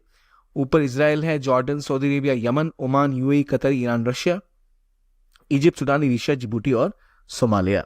अब जब हम इन चीजों की बात करें तो हमें पता है कि काफी टनल्स की दिक्कत, सिर्फ कनाल्स की दिक्कत रेड सी में नहीं है, बल्कि जैसे मैंने बताया सूखा होने की वजह पनामा कनाल जो है वहां भी बहुत विवाद की स्थिति बनी हुई है, जहां अब उन्होंने पानी कम होने की वजह से शिप्स की मूवमेंट कम कर दी है। और वो ऐसी जगह जहां से 5% ग्लोबल ट्रेड होता था। तो पहली बात कहां पर है, पनामा कनाल। यहां पर है पनामा कनाल। आमतौर पर कहा जाता है कि क्योंकि यहां पर पहले कोई कनाल थी नहीं, तो अगर अमेरिका को अपने इस पोर्ट से इस पोर्ट तक सामान भेजना है, या तो वो ऐसे भेजेंगे या फिर उनको पूरा घूम के नीचे से आना पड़ता था। तो कहा यह जाता है कि इन्होंने अपने षड्यंत्र के तहत पहले इस पनामा के देश को में सत्ता पलटी और उसके बाद यहाँ पर एक कनाल बना दिया, पनामा कनाल। तो कहा जाता है यहाँ पर ज्यादा विवाद नहीं होता क्योंकि सब कुछ लगभग अमेरिका के कंट्रोल में ही है। पर यहाँ समस्या यह है कि पानी मेंटेन करना पड़ता है, पानी कम रहता है इस रीजन में। अब क्योंकि इस इलाके के आसपास सूखा हो चुका है और जो पनामा कनाल ऑपरेट करती है, तो पनामा कनाल ऑपरेट करती है गैटल लॉक से, यानी यहाँ पर गैटल लेक है और लेक से आप आते हो धीरे धीरे धीरे करके हुए, तब पार कर दूसरी साइड पैसिफिक ओशन जाते हो। अटलांटिक को पैसिफिक ओशन से जोड़ने का तरीका है। इसके अंदर पहले कोई भी शिप अटलांटिक से आएगा, फिर वो गैटल लॉक नाम की एक जगह है जहां पर पानी से जो गैटल लेक का लेवल है वहां तक लेके जाता है। फिर आपके शिप्स गैटल लेक में आएंगे, फिर इसी में आता है कुलेब्रा कट, यानी जहां से आप शिफ्ट होते हो और पेड्रो मिगुल लॉक होते हुए आप लास्ट में मीराफ्लोर लेक होते हुए 1.5 किलोमीटर जाते हुए फिर लास्ट में आप यहाँ खत्म करते हो चीजों को, अपनी यात्रा को पैसिफिक ओशन में। तो याद रखिए यहाँ पर मीराफ्लोर लॉक की बात है, पेड्रो मिगुल लॉक की बात है, गैटन लॉक की बात आए, गेटन लेक की बात आए, तो ये सब बातें किसकी हो रही है? पनामा कनाल की। अब लेक से अगर आप शिफ्ट कराओगे चीजों को तो पानी आपको मैनेज करना पड़ता है। अब क्योंकि यहाँ सूखा पड़ गया, पानी की मात्रा बहुत कम हो गई है, तो बड़े शिप्स नहीं जा पा रहे हैं और कम मात्रा में शिप्स पहुंचते, तो यहाँ भी व्यापार में बहुत दिक्कतें झेलनी पड़ रही है। एक तो पहले सुएज कनाल में दिक्कत है और पनामा कनाल में भी अभी दिक्कतें चल रही हैं। इसके अलावा देखिए तो इस मैप में आपको इंपॉर्टेंट चोक पॉइंट्स दिखेंगे। चोक पॉइंट्स वो इलाके हैं जहां व्यापार अगर नहीं हो पाए या व्यापार को रोक दे तो पूरा का पूरा व्यापार ही ठप हो जाएगा आसपास का। जैसे हमने देखा यहाँ सुएज कनाल है, इसमें साथ दिक्कत हो रही है तो सारी दुनिया के शिप नीचे घूम के आ रहे हैं। ठीक उसी प्रकार यहाँ बाबल मंदेब है जहां पर अभी समस्या हो रही है क्योंकि यमन में जो हौती रेबल्स है यहाँ पर ही फायरिंग कर रहे हैं। ऊपर है सुएज कनाल, यहाँ पर है स्ट्रेट ऑफ हॉर्मुज, यह है टर्किश स्ट्रेट जिसे हम बॉस्फोरस सी के आसपास का इलाका है। यानी ये वो इलाका है जिसके थ्रू जो भी कंट्रीज आपके ब्लैक सी के आसपास हैं वो मेडिटेरेनियन सी को एक्सेस करती हैं। अगर टर्की यहाँ पर इसको रोक दे तो रशिया और बाकी के देश इस रीजन से अपने जहाज लेकर मेडिटेरेनियन सी में नहीं जा पाएंगे। इसका मतलब वो एशिया नहीं पहुंच पाएंगे, उनको घूम के पीछे से आना पड़ेगा, जो बहुत दिक्कत बड़ा काम होगा। इसके अलावा स्ट्रेट ऑफ जिब्राल्टर, ये महत्वपूर्ण चोक पॉइंट्स है और यहाँ पनामा कनाल है। तो ये चोक पॉइंट्स बहुत इंपॉर्टेंट होते हैं, जिन चोक पॉइंट्स को अगर ब्लॉक कर दिया जाए तो आप इस रीजन के आसपास आने वाले सभी कमर्शियल शिप्स को और पूरे के पूरे व्यापार को रोक सकते हो। तो हमें पता होने चाहिए इंपॉर्टेंट मैरीटाइम चोक्स कौन से हैं, कहाँ कहाँ पर है और क्या विवाद अभी चल रहा है। अब आगे बढ़े, इससे पहले जरा मैं दिखा दूं पनामा कनाल का सिस्टम काम कैसे करता है। ये रहा गैटन लेक और इसके पास क्या है, लॉक सिस्टम है। दोनों कनाल के एंड में लॉक सिस्टम हुआ करता है जिससे कि पानी छोड़ा जाता है आसपास की लेक्स के ऊपर। क्योंकि देखो शिप्स को आने जाने के लिए ना एक प्रॉपर वाटर का लेवल होना चाहिए। पानी को इतना बढ़ाया जाता है कि वो पानी का लेवल गेटन लेक के बराबर हो जाए, तो ये लॉक्स के थ्रू पानी छोड़ा जाता है और तब जाके शिप्स उठती है और वहां से गुजरती है। लेकिन क्योंकि अभी पानी बहुत कम है तो उन्हें दिक्कत होती है। देखिए कहानी क्या है, देखिए ये अटलांटिक सी है या पैसिफिक सी है। तो जब कोई शिप आएगा ना तो पहले ये आएगा, इधर एंटर करेगा, फिर यहाँ पानी भरेंगे, फिर उसको ऊपर भेजेंगे, देन अगेन पानी का लेवल बढ़ा बढ़ा के ये इस तरह शिप मूव करते हैं और इवेंचुअली गेटन लेक से होते हुए फिर वो धीरे धीरे पानी का लेवल कम होता जाता है और वो फिर लास्ट में पैसिफिक में। तो पैसेज को जो बढ़ाना होता है इसके लिए पानी चाहिए होता है, तो ये बड़ी दिक्कत है। इसी वजह से यहाँ भी एक समस्या अभी उत्पन्न हुई पड़ी है। तो अगर कभी आपको एग्वा क्लारा लॉक के बारे में पूछा जाए, गेटन लेक के बारे में पूछा जाए, तो ये पनामा कनाल को जोड़ने वाली लेक्स हैं जिसके थ्रू आपके शिप्स मूव करते हैं। ठीक है, यहाँ पर ड्राउट की समस्या अलग आ गई है। तो पनामा कनाल में ड्राउट की समस्या है, सुएज कनाल में जियोपॉलिटिकल प्रॉब्लम्स चल रही हैं।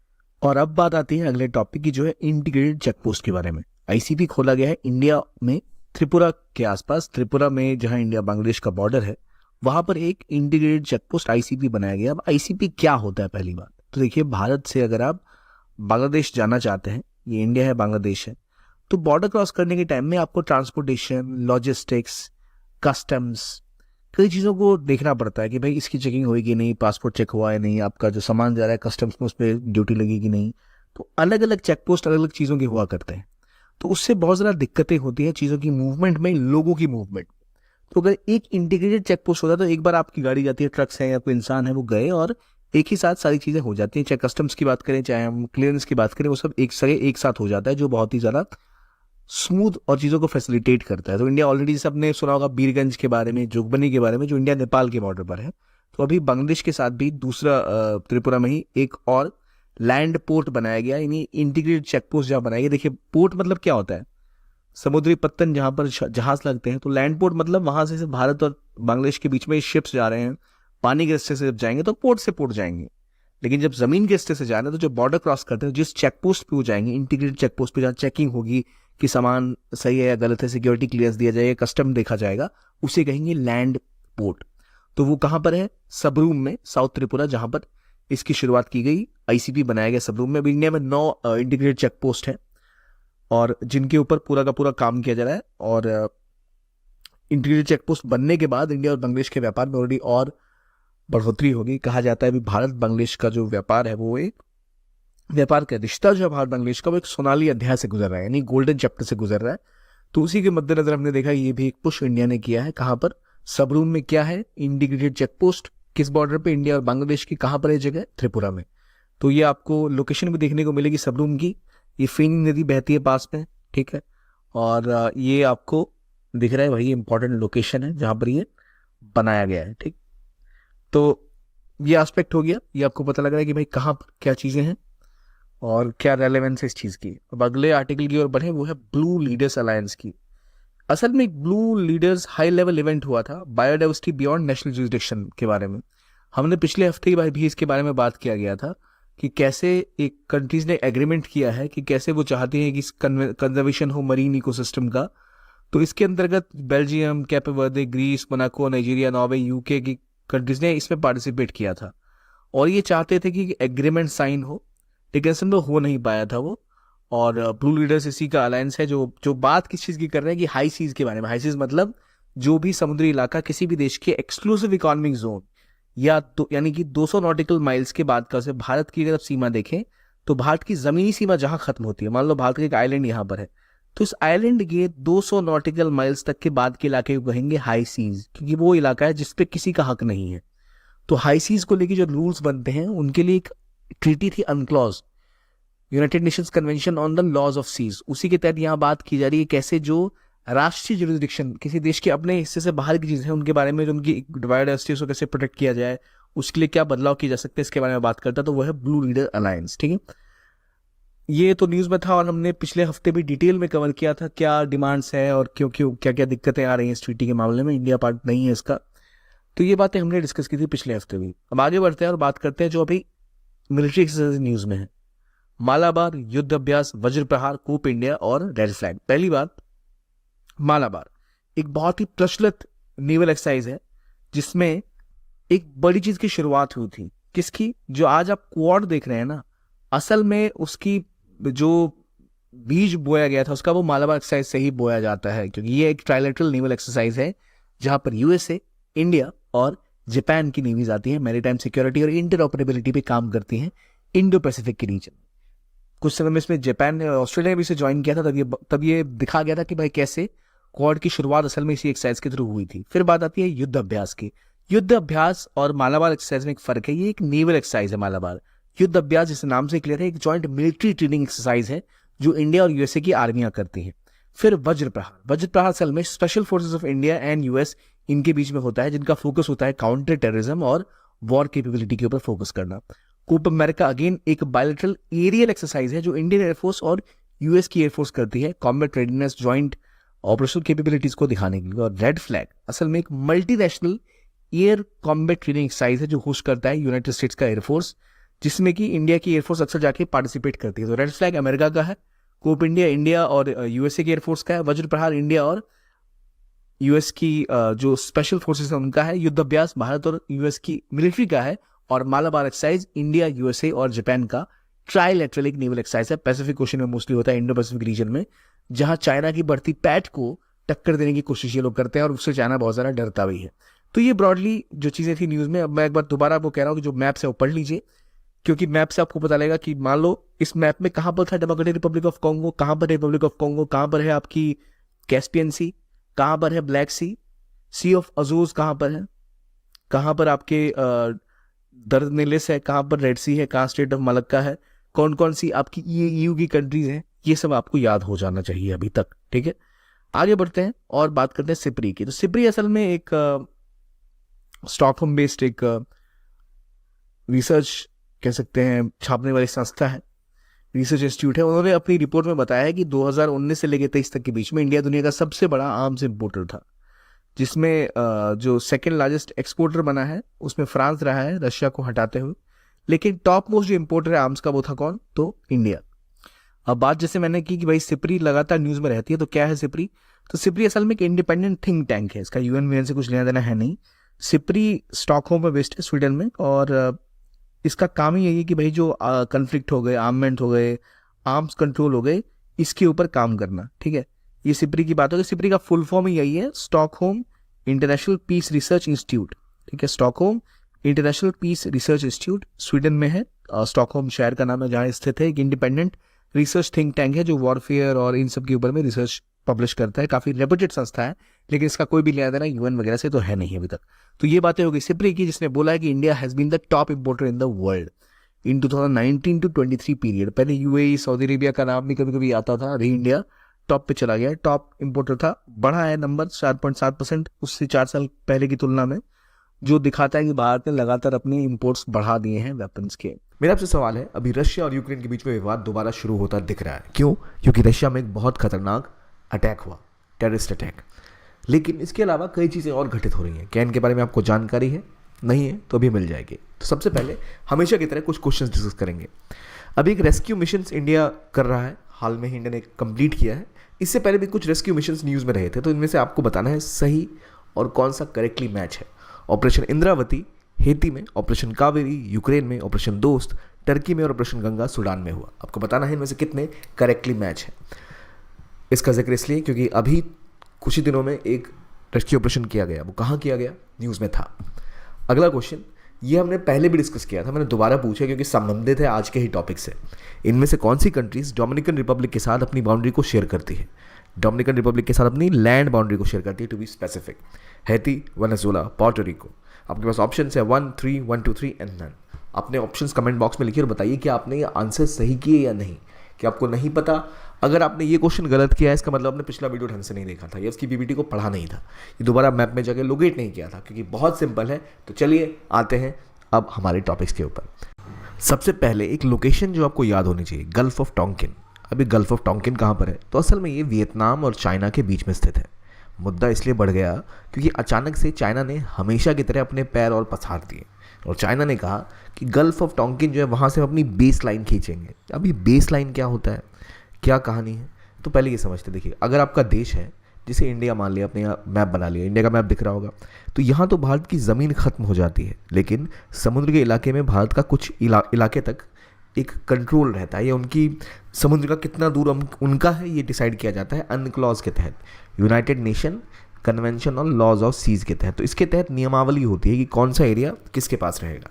सो एज पर दिस, जहाँ से इस देश की लैंड बाउंड्री खत्म हुई, मान लो यहाँ पे इंडिया की बाउंड्री खत्म हो गई, तो यहाँ से जो आपका समुद्र शुरू होता है उसमें पहली चीज़ होती है टेरिटोरियल सी। ये जो रीजन देख रहे हैं ना, इसे कहते हैं टेरिटोरियल सी, यानी वो समुद्री हिस्सा जहाँ पर जो नियम आप अपने ज़मीन पे लगाते हैं, जैसे जैसे लॉज हैं वैसे ही लॉज आप यहाँ अप्लाई करते हैं, इसे कहते हैं टेरिटोरियल सी। यानी आपकी ज़मीन से 12 नॉटिकल माइल्स तक का जो इलाका है वो कहलाता है टेरिटोरियल सी, और आपकी ज़मीन से 200 नॉटिकल माइल तक का जो इलाका होता है उसे कहते हैं एक्सक्लूसिव इकोनॉमिक जोन। अब आप पूछेंगे एक्सक्लूसिव इकोनॉमिक जोन का क्या मतलब हुआ? आप देखिए, पहली बात समझिए टेरिटोरियल सी का मतलब क्या हुआ। यानी यहाँ वो ज़मीन है, वो जगह है, वो समुद्री इलाका है जहाँ जो आपके ज़मीन के कानून हैं, यानी जो आप देश में अपने कानून लगाते हो वो इन समुद्री हिस्सों पर भी लागू होंगे। जो शिप्स आएंगे उन्हें वो सभी कायदे कानून मानने पड़ेंगे। उसके बाद का जो रीजन आता है, यानी ज़मीन जहाँ से शुरू है, यहाँ से 200 नॉटिकल माइल तक का जो हिस्सा है, ये आपका एक्सक्लूसिव इकोनॉमिक जोन है। यानी इस 200 में केवल 12 नॉटिकल माइल्स तक ही आपके नियम चलेंगे जो आपके देश के चलते हैं। उसके बाहर अगर आप जाओगे तो वो इलाका होता है एक्सक्लूसिव इकोनॉमिक जोन का। यानी यहाँ पर आप चाहे तो खनन कर सकते हैं, माइनिंग कर सकते हैं, एक्सप्लोरेशन कर सकते हैं, वहाँ आपके शिप्स आराम से पेट्रोलिंग कर सकते हैं, क्योंकि वो कहा जाता है कि आपका एक एक्सक्लूसिव इकोनॉमिक जोन है। यानी इस इलाके से, समुद्र के नीचे जो तलहटी है, वहाँ से कोई भी रिसोर्स अगर मिलेगा तो वो आपका होगा। कोई भी गैस, कोई भी ब्लॉक, कुछ भी मिले तो वो आपका होगा। लेकिन प्रॉब्लम ये आती है कि जब देशों की बाउंड्री ऐसी बनाई जाती है, मान लो आपके देश के पास एक लेक है या आपके देश के पास एक आइलैंड है, मान लो यहाँ इंडिया के अंडमान निकोबार आइलैंड हम मान लेते हैं यहाँ पर स्थित है, तो जब भारत अपना एक्सक्लूसिव इकोनॉमिक जोन कैलकुलेट करेगा तो इस आइलैंड को भी गिना जाएगा कि भारत की ज़मीन है, तो यहाँ से जो 200 नॉटिकल माइल्स तक है भारत का इलाका होगा। अब दिक्कत ये आती है जब बाकी देश अड़ोस पड़ोस में रहते हैं तो उनके बीच का विवाद हो जाता है कि हम बाउंड्री कैसे बनाएं। भारत के नीचे श्रीलंका है, अब ये 200 नॉटिकल माइल से पहले ही मिल जाता है, तो इनके बीच में विवाद कैसे सुलझाया जाएगा? तो उसके लिए अनक्लॉज के तहत नियम होता है कैसे बाउंड्री ड्रॉ की जाए। तो ऐसा ही एक विवाद चाइना और वियतनाम के बीच में उठता हुआ दिख रहा है। अब देखिए, पहली बात मुद्दा क्या है, एक जगह है गल्फ ऑफ टोंकिन, यहाँ को लेकर चाइना ने क्या किया कि अपना एक बेस लाइन बना दी, यहाँ से वो डिसाइड करेंगे अपना एक्सक्लूसिव इकोनॉमिक जोन।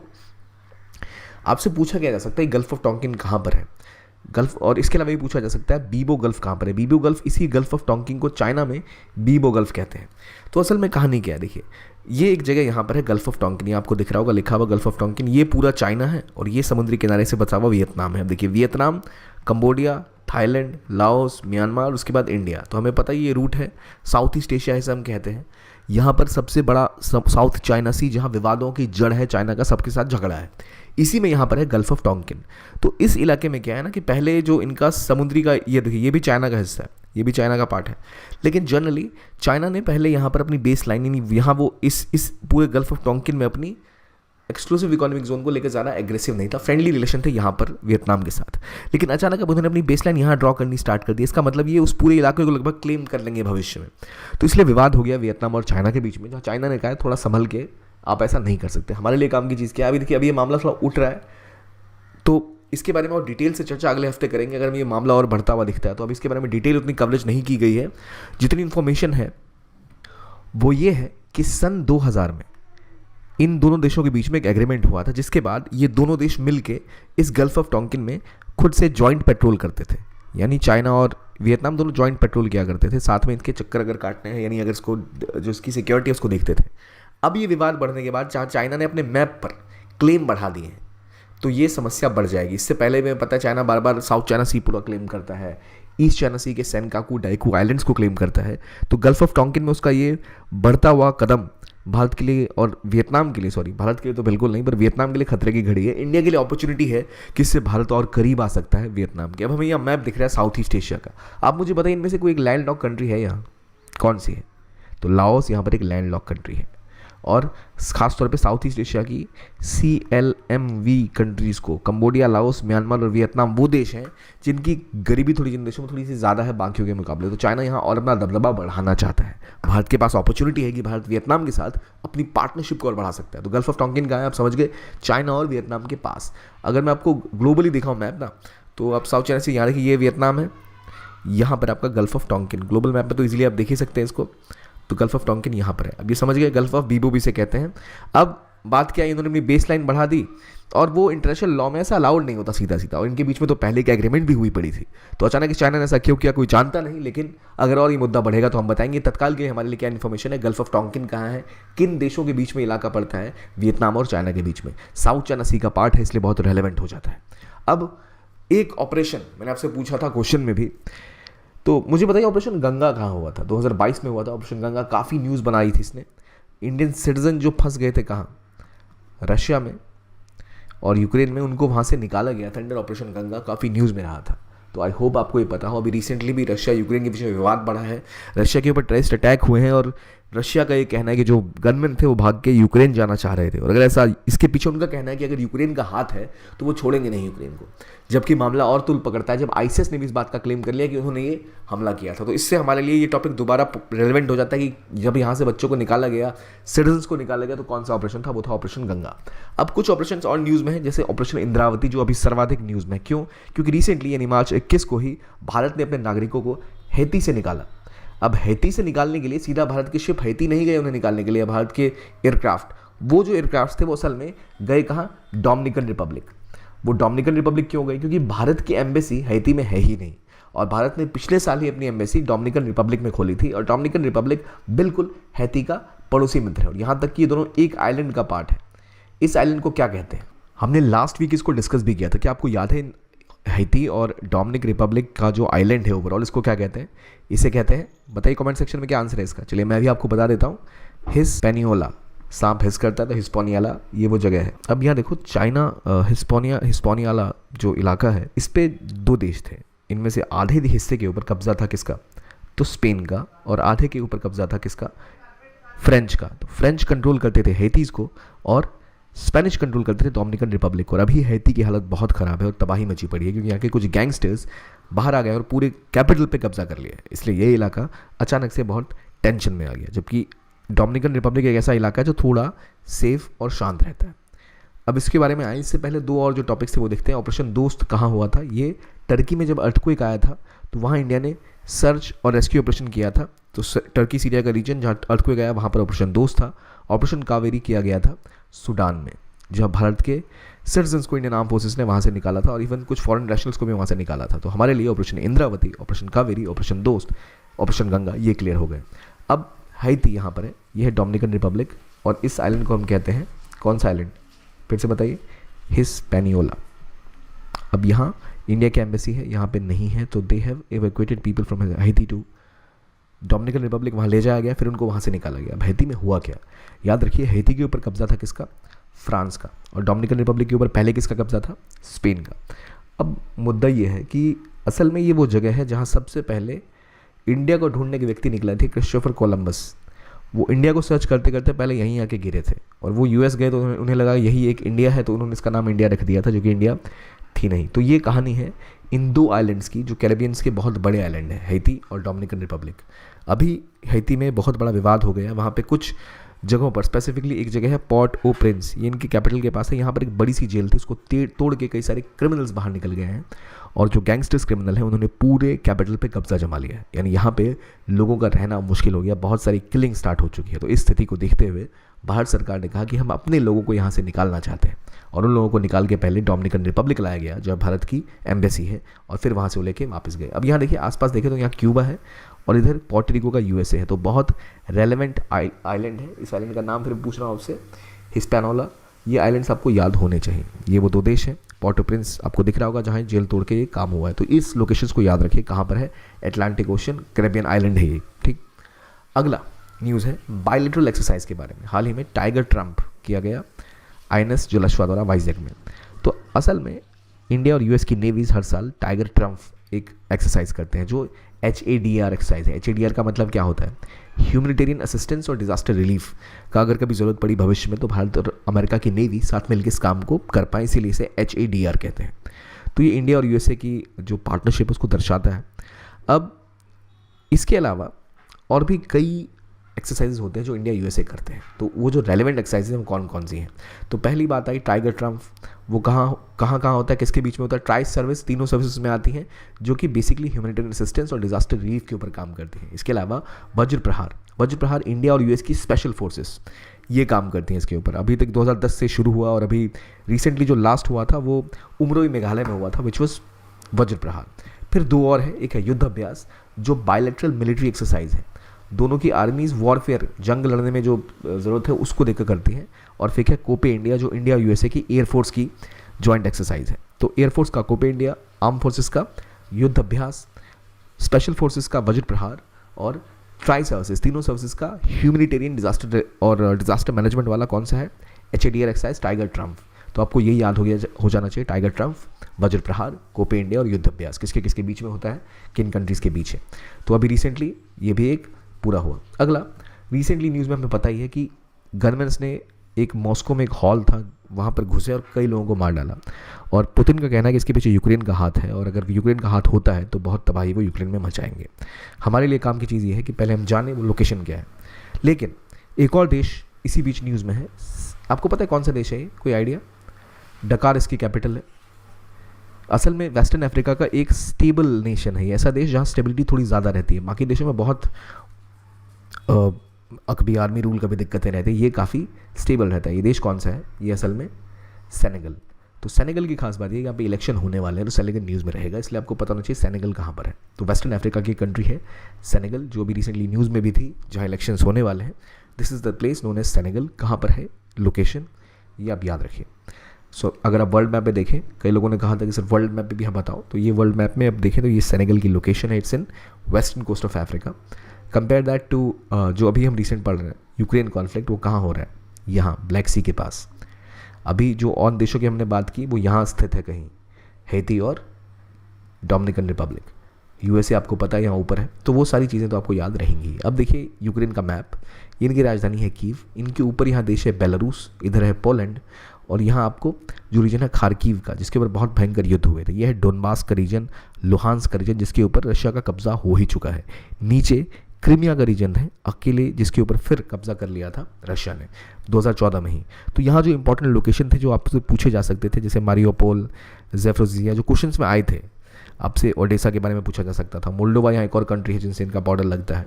तो जो इंपॉर्टेंट नाम है, लोकेशंस हैं, जहाँ युद्ध बढ़ा, जैसे नीप्रो के बारे में पूछा जा सकता, तो इन शहरों के बारे में पूछा गया क्योंकि इन शहरों पर अटैक हुए, हमले हुए, ये लगातार न्यूज़ में रही।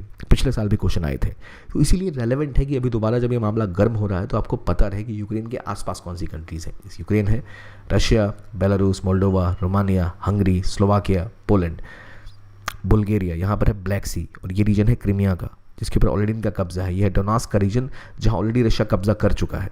तो डोनास्क, क्रीमिया, मोल्दोवा, रोमानिया, बुल्गारिया, इस रीजन को समझिए कहाँ ये रीजन है। और ये तो चलो ब्लैक सी है, ये कौन सा सी है, सांप की तरह दिखने वाला, याद रखिए कैस्पियन सी है।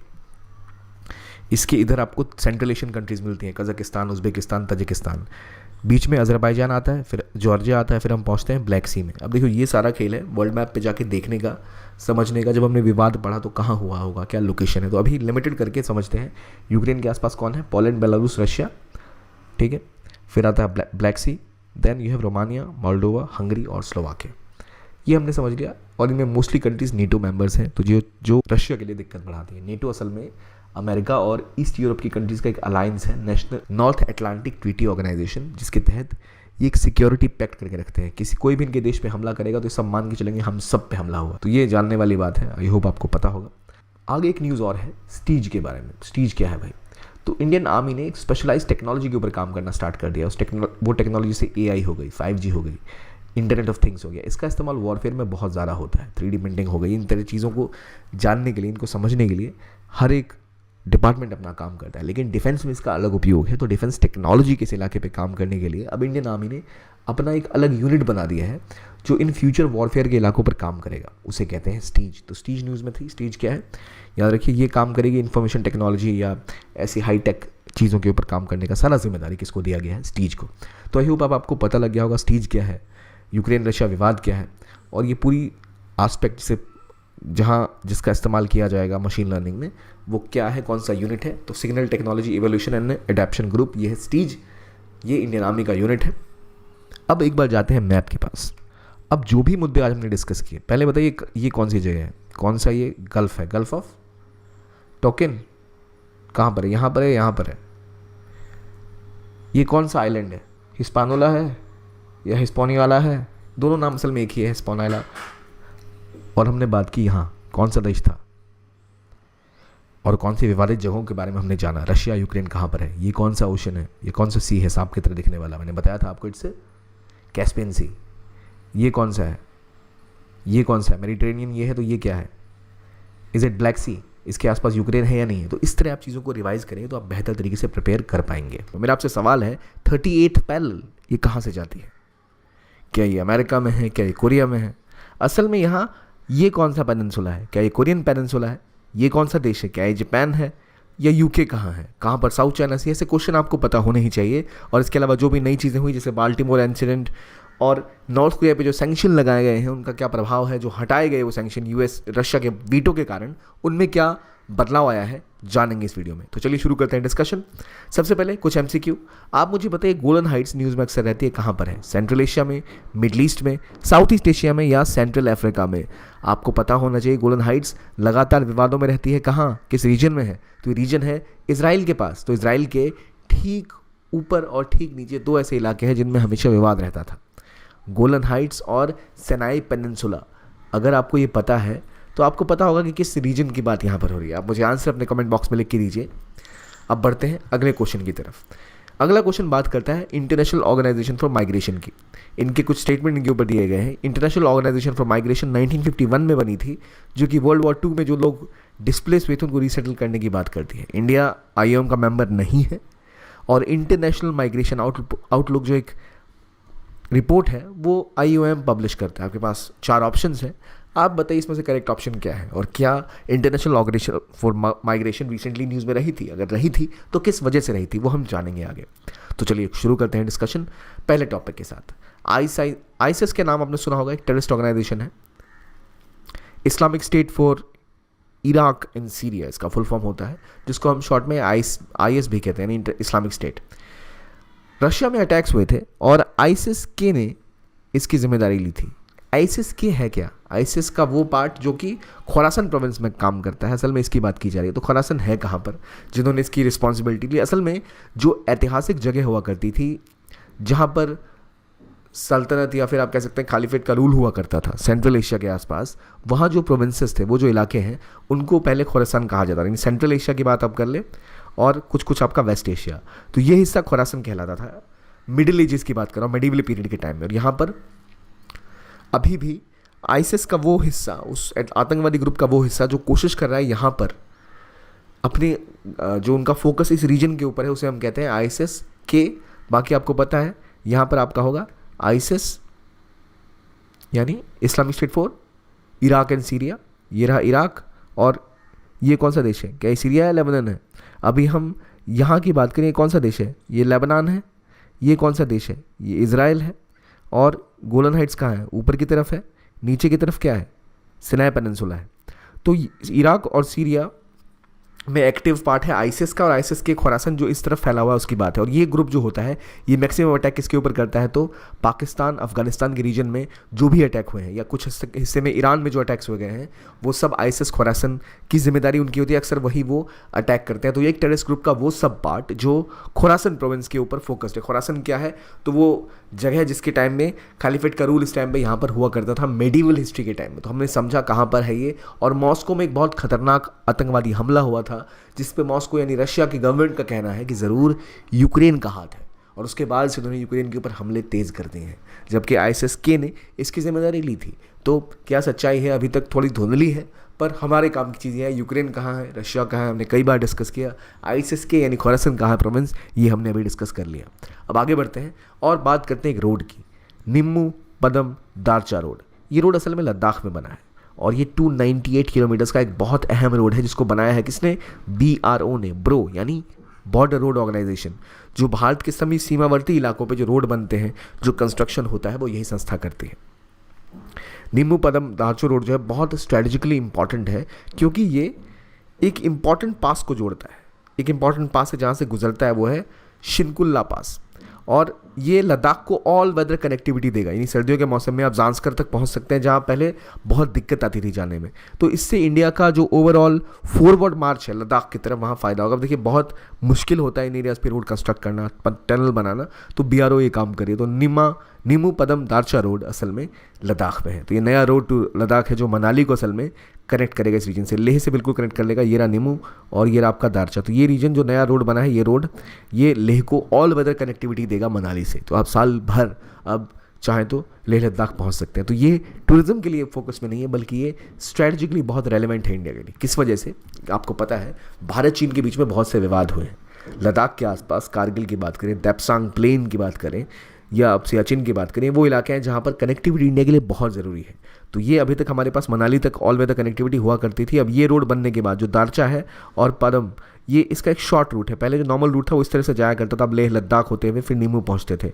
अब आप सीधा दारचा से पदम पहुँचेंगे और ये नया रूट जो डेवलप हुआ है ये एक शॉर्टकट देगा जिससे आप बहुत समय बचाते हुए यहाँ तक पहुँच पाएंगे। तो आपके लिए उतना समय बचे या ना बचे, लेकिन जो इंडियन आर्मी है जिनको लद्दाख में बहुत सी समस्याओं का सामना करना पड़ता है, वहाँ पर ये पहुँचकर उसे कंट्रोल कर सकते हैं। तो बहुत इंपॉर्टेंट है ये निम्बू पदम दारचा रोड, जो एक शॉर्ट रूट बनाएगा, ऑल वेदर कनेक्टिविटी देगा लेह लद्दाख को मनाली से। इससे हमारा जो लॉजिस्टिकल मूवमेंट है इंडियन आर्मी का वो काफ़ी आसान हो जाएगा और ये बहुत रेलेवेंट हो जाता है इस वजह से।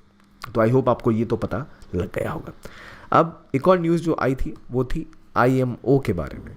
IMO का कहना है कि लगभग 64,000 माइग्रेंट जो लोग होते हैं, जो माइग्रेट करते हैं, उनकी मौत हो जाती है डूबने की वजह से। IOM क्या है? मैंने सवाल भी पूछा था। IOM इज़ UN की एजेंसी है, इंटरनेशनल ऑर्गेनाइजेशन फॉर माइग्रेशन, जो बेसिकली जो भी देशों से एक देश से दूसरे देश लोग जाते हैं, इस प्रक्रिया को हम माइग्रेशन कहते हैं। तो इनका काम है माइग्रेशन के ऊपर रिपोर्ट निकालना या उसके बारे में बातें करना। तो इनकी जो ऑर्गेनाइजेशन है, क्या इंडिया इसका मेंबर है? पहला सवाल आपको ये पता होना चाहिए। तो बिल्कुल इंडिया इसका मेंबर है। 2008 में इंडिया ने इसकी मेंबरशिप को ज्वाइन किया था। तो ये इंडिया ने इसको 2008 में, यहाँ देख सकते हैं आप, ज्वाइन किया था। और जो भी इनके अलग अलग प्रोजेक्ट हैं, मेनली इनका उद्देश्य क्या होता है? जो ह्यूमन ट्रैफिकिंग होती है कि लोगों की तस्करी, उसको रोकना, लेबर माइग्रेशन को आसान बनाना, लेबर्स की राइट को प्रोटेक्शन करना, या फिर जो माइग्रेशन में दिक्कतें लोगों को आती है एक देश से दूसरे देश अगर कोई काम करने जाता है तो जो समस्याएं वो झेलते हैं, उन समस्याओं का निवारण करना, यही इनका मेन उद्देश्य होता है। और इस उद्देश्य की पूर्ति के लिए ये सरकारों के साथ समन्वय बैठाती हैं, कोऑर्डिनेशन करती हैं। तो इन्होंने जब ये नई रिपोर्ट निकाली, इन्होंने कहा कि भाई बहुत से मिसिंग लोग हैं जो एक देश से दूसरे देश जाते हैं काम की तलाश में, या फिर उनके ऊपर जान का खतरा होता है। वहाँ मेजॉरिटी लोग जो जान के खतरे की वजह से एक देश से दूसरे देश जाते हैं, फॉर एग्जाम्पल हम रोहिंग्याज मुस्लिम्स की बात कर लें या हम उइगर्स की बात कर लें, तो ये जब, या अफ्रीकन कई ऐसे देशों में अभी इनस्टेबिलिटी है, तो वहाँ से लोग अगर मूव करते हैं, एक जगह से दूसरे देश जाते हैं, तो वहाँ वो अक्सर समुद्र का रास्ता लेते हैं और उन रास्तों पे उनकी डूबने की वजह से मौत हो जाती है। और मैक्सिमम सबसे बड़ा कॉज यहाँ रहा है ड्राउनिंग। तो IOM, अब पहली बात हमें पता है इंडिया इसका मेंबर है। IOM कब बना? 1951 में बना था। ये UN की एक एजेंसी है, एक ऑर्गेनाइजेशन है। पहले ये असल में इसलिए बनाई गई थी कि World War II के बाद जो लोग डिस्प्लेस हुए हैं, काफ़ी लोग गए थे, तो जो अपने घरों से बाहर निकले थे, जो बेघर हो गए थे, तो उनको किस तरह से मैनेज किया जाए, उनके ऊपर काम करना मुख्य रूप से इनका उद्देश्य था। और पहले इसका नाम था provincial intergovernmental committee for the movement of migrants from Europe. तो नाम से क्लियर है, यूरोप से जो लोग निकले हैं बाहर, उनको सेटल करने की बात करता था। फिर इसका नाम बदला, पहले inter governmental committee for European migration हुआ, फिर inter governmental committee for migration हुआ, और बाद में 1989 में जाके ये इंटरनेशनल ऑर्गेनाइजेशन फॉर माइग्रेशन बनता है। तो इसलिए 1989 में जिस स्वरूप में आज ये है, उसी स्वरूप में आता है, और इसका फोकस यूरोप के अलावा बाकी दुनिया भर के जो माइग्रेंट्स हैं उन तक पहुंचता है। 175 मेंबर्स हैं इसके, और इंडिया ने 2008 में से ज्वाइन किया, और ये हर 2 साल पे असल में वर्ल्ड माइग्रेशन रिपोर्ट निकालता है। अब आपको कंफ्यूज करने के लिए एक और होती है इंटरनेशनल माइग्रेशन आउटलुक। ये जो रिपोर्ट है ये पब्लिश करता है कौन? OECD, Organization for Economic and Cooperation Development, जो असल में जो एक तरह से कह सकते हैं जो थोड़ी सी हायर इनकम कंट्रीज है, उनकी कंट्रीज का ग्रुप है OECD। इनकी रिपोर्ट होती है कौन सी? International migration outlook. International migration outlook कौन निकालता है? OECD। IMO नाम की जो रिपोर्ट है वो असल में IMO नहीं, IOM नहीं निकालता। इस हमारी संस्था का नाम है IOM, और इनकी जो रिपोर्ट है उसका नाम है वर्ल्ड माइग्रेशन रिपोर्ट, जबकि इंटरनेशनल माइग्रेशन आउटलुक नाम की जो रिपोर्ट है वो OECD निकालती है। तो ये डिफरेंस भी समझ गया, इंडिया है इसका मेंबर, ये भी समझ गया रिसेंट रिपोर्ट डूबने की वजह से जो आई है वो क्यों है, क्योंकि नाव से लोग जाते हैं। जैसे रोहिंग्यास के केस में खासतौर पे देखा गया था, म्यांमार से उन्हें भगाया गया, कई उनके रिफ्यूजीज जो थे जान बचाने के लिए वहाँ से भागे और डूब के मर गए। अफ्रीका से लोग अगर इटली या यूरोप की तरफ जाना चाहते हैं तो अक्सर समुद्र के रास्ते जाते हैं जहाँ उनकी जान चली जाती है डूबने की वजह से, तो वहाँ पर असिस्टेंस भी नहीं होता और काफ़ी ठंडा इलाका होता है, इसलिए बहुत दिक्कतें यहाँ पर आती हैं। अब अगला, जब बात समंदर की हो रही है, डूबने की हो रही है, तब एक और चीज़ जो न्यूज़ में आई है वो है ऑपरेशन संकल्प। इंडियन नेवी का मैरीटाइम सिक्योरिटी को लेकर किया जाने वाला एक बहुत महत्वपूर्ण ऑपरेशन जो 14 दिसंबर से 23 मार्च तक चला, विच इज़ ऑपरेशन संकल्प। 100 दिन संकल्प के पूरे हो चुके हैं। तो इसमें नेवी ने संकल्प क्या लिया था? अब देखिए, जो ओशंस हैं, जो आप देखेंगे यहाँ ओशन है, ये आपका मान लो अफ्रीका को हम इस तरह से बना लें, तो यहाँ आपका रेड सी वाला इलाका, चलिए मैप से देखते हैं। यहाँ ये जो इलाका है ये कौन सा इलाका है पहले मुझे बताइए। यहाँ आप इस बड़े मैप में देखिए, ये है स्ट्रेट ऑफ हॉर्मुज़, यहाँ स्ट्रेट ऑफ हॉर्मुज़ है, ये जो चोक पॉइंट है इसे कहते हैं स्ट्रेट ऑफ हॉर्मुज़। ये है पर्शियन गल्फ, और यहाँ पर भी इंडिया कुछ इंपॉर्टेंट पोर्ट्स हैं, जैसे बंदर अब्बास है, यहाँ पर ईरान की नेवी का बेस है यहाँ पर, और इसके आसपास के इलाकों में लगातार ऑयल टैंकर्स के ऊपर अटैक हो रहे थे। जैसे यहाँ जब आप देखो स्ट्रेट पर्शियन गल्फ के पास ये है स्ट्रेट ऑफ हॉर्मुज़, यहाँ पर है गल्फ ऑफ ओमान, तो यहाँ पर भी कुछ ऑयल टैंकर्स के ऊपर अटैक हुआ था, तो यूएस ने वहाँ पर सपोर्ट में भेजा था। फिर यहाँ फौजरिया है, जहाँ यूएई और सऊदी अरेबिया ने कहा था कि उनके ऑयल टैंकर्स के ऊपर अटैक हुआ था। बहरीन, यहाँ पर ये देखिए, बहरीन यहाँ छोटा सा आइलैंड है। खास बात, आप कहोगे भाई अमेरिका यहाँ मदद कहाँ से पहुँचा रहा है, तो अमेरिका की जो 5th फ्लीट है वो असल में मिडल ईस्ट में यहाँ रहती है, बहरीन में, ईरान के जस्ट सामने, तो इनके ऊपर खतरा हमेशा मंडराता रहता है।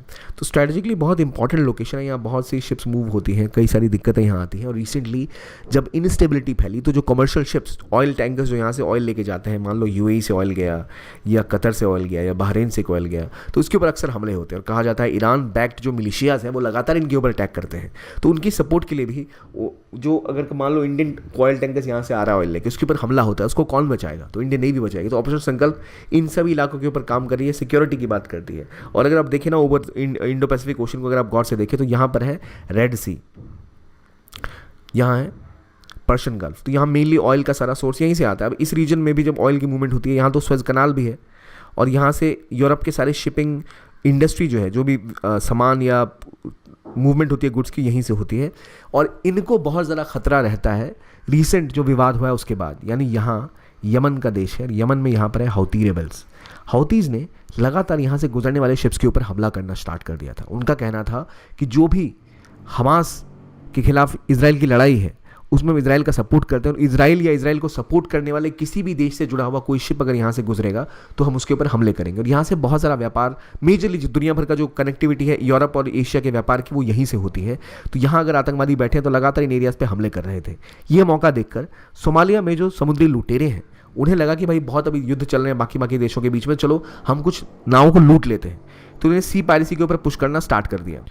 यहाँ अलग अलग देशों के शिप्स के ऊपर अलग अलग हमले हुए। तो इन देशों के शिप्स और इंडिया का जो मूवमेंट है, इसको सिक्योर करने के लिए यहाँ कोई बड़ी नेवी है तो इंडिया की नेवी है। तो इंडिया यहाँ पर सिक्योरिटी और फर्स्ट रिस्पॉन्डर की तरह काम कर रहा है। कोई भी हमला अगर कोई करता है तो उसको सिक्योर करना, उस शिप्स को बचाना, क्योंकि नॉर्मली वो शिपिंग वाले रूट्स हैं जहाँ से व्यापार होता है, तो व्यापारी शिप्स यहाँ से गुजरते हैं, इनकी सिक्योरिटी इंश्योर करने के लिए India as a first responder, इसे कहते हैं, India looks have played the role of first responder, यानी पहले किसी को खतरा आया, आपने इंडिया को फ़ोन किया, इंडियन नेवी पहुंची आपको बचाने। ये दिखाता है कि इंडिया का लॉन्ग टर्म गोल जो है to play the role of net security provider in Indian Ocean, यानी अगर कोई भी आपकी देश को समस्याएं आ रही है तो भारत वहाँ पर चीज़ों को सिक्योर करने में एक बड़ा रोल निभा सकता है। और यही सिक्योरिटी की बात जब आती है, यही जब एस्पेक्ट आता है कि भारत को सिक्योर करना है अपना रीजन, तो भारत वहाँ एक महत्वपूर्ण रोल निभाता है, और यही रोल निभाने के लिए भारत का एक महत्वपूर्ण ऑपरेशन संकल्प यहाँ पर कंप्लीट हो रहा है।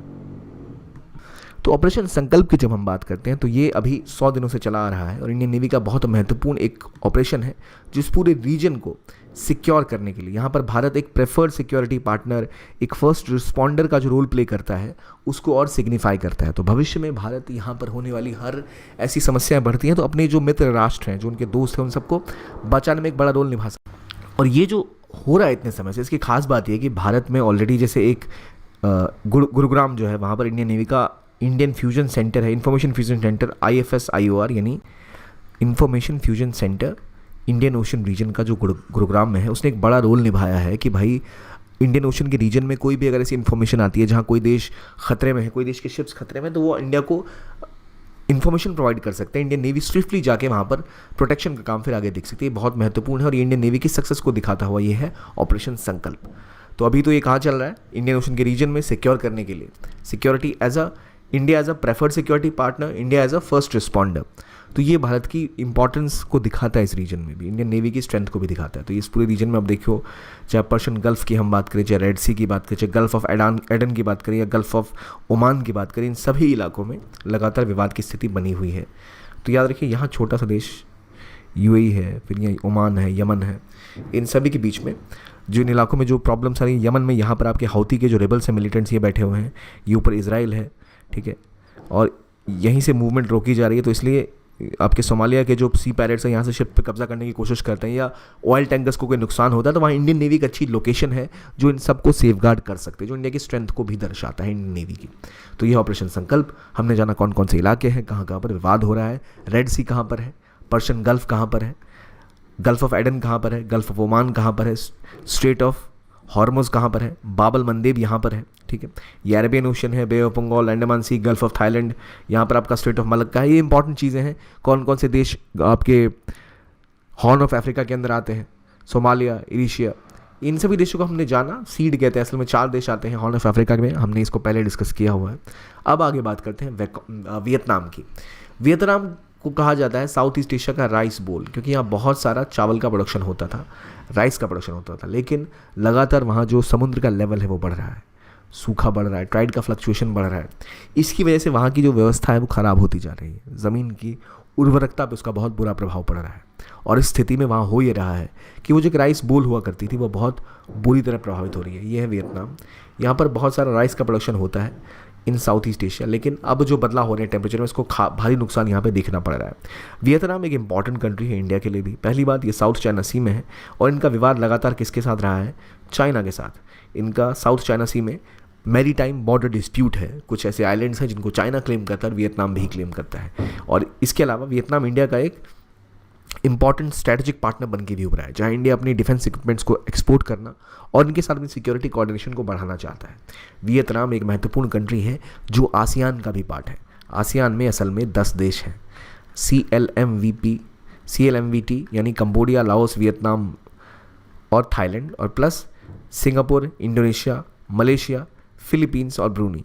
और ये जो रीजन है CLMVT, ये इंडिया के करीब है, यानी Myanmar, Thailand, Laos, Cambodia, Vietnam और इंडिया यहाँ पर अपनी रोड इंफ्रास्ट्रक्चर और ट्रेड को और ज़्यादा बढ़ावा देना चाहता है। इस रीजन में लाओस एक ऐसा देश है जो कम्प्लीटली लैंड लॉक्ड है, जिस तरह से जिसके पास ओशन का कोई रास्ता नहीं है, समुद्र का कोई रास्ता नहीं है, ठीक वैसे ही जैसे नेपाल, भूटान, अफगानिस्तान, मंगोलिया जैसे देश हैं। यहाँ पर एक महत्वपूर्ण नदी बहती है मेकोंग, और मेकोंग के डेल्टा पर ही मुख्य रूप से जो प्रोडक्शन होता था राइस का वो होता है। लेकिन अब समुद्री वाटर का बढ़ना, सी लेवल का राइज करना, पानी में जो प्रॉब्लम्स आ रही हैं, इसको लेकर विवाद वहाँ पर खड़ा हो रहा है और प्रोडक्शन गिर रहा है।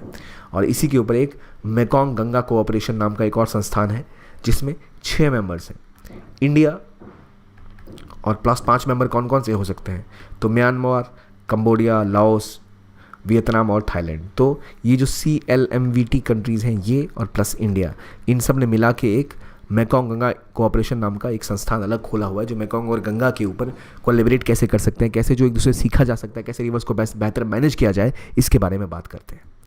अगला, Baltimore bridge collapse. Baltimore bridge collapse कहाँ हुआ? तो USA में हुआ। एक शिप था जो वहाँ के एक ब्रिज से जगह कोलैप्स कर गया और इसके बाद बहुत ज़्यादा 6 लोगों की वहाँ लगभग जाने गई और बहुत ज़्यादा नुकसान हुआ, पूरा का पूरा ब्रिज गिर गया।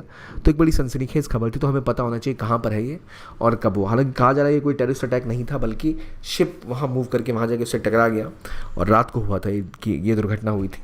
तो एक बहुत दुखद घटना थी, तो इसके बारे में भी और इंक्वायरी चल रही है कि क्यों ये दुर्घटना या एक्सीडेंट हुआ। अगला बात करते हैं हम नॉर्थ कोरिया के बारे में। नॉर्थ कोरिया के ऊपर असल में UN ने एक सैंक्शन लगा के रखा हुआ था। ये हर साल अप्रैल के बाद अपने आप रिन्यू हो जाता था। इस साल भी वो नंबर आया, टाइम आया, लेकिन रशिया ने इसको सैंक्शन कर दिया। कहा कि नहीं, आप जो यहाँ पर सैंक्शन लगा रहे हो गलत लगा रहे हो। तो भाई आखिर ऐसा क्या है जो नॉर्थ कोरिया के ऊपर सैंक्शन लगा हुआ है? देखिए, north Korea nuclear weapons illegally बना रहा है। 2009 के बाद से ही जब इन्होंने अपना सेकेंड न्यूक्लियर वेपन टेस्ट किया तो UN ने इनके ऊपर सैंक्शन लगा दिए और रशिया और चाइना से एक एक्सपर्ट को बुलाया जो देखेगा कि कोई भी नॉर्थ कोरिया में कोई भी ऐसा कार्य ना हो जहाँ न्यूक्लियर वेपन्स को डेवलप करें या उसके अलावा कुछ इलाके में कुछ काम करें जहाँ वो कोई ऐसा टेस्ट ना कर रहे हो या कुछ ऐसी यूरेनियम एनरिचमेंट ना कर रहे हो। लेकिन बात यह है कि नॉर्थ कोरिया का असल में जितना भी कारोबार होता है वो चाइना और रशिया के साथ ही होता है।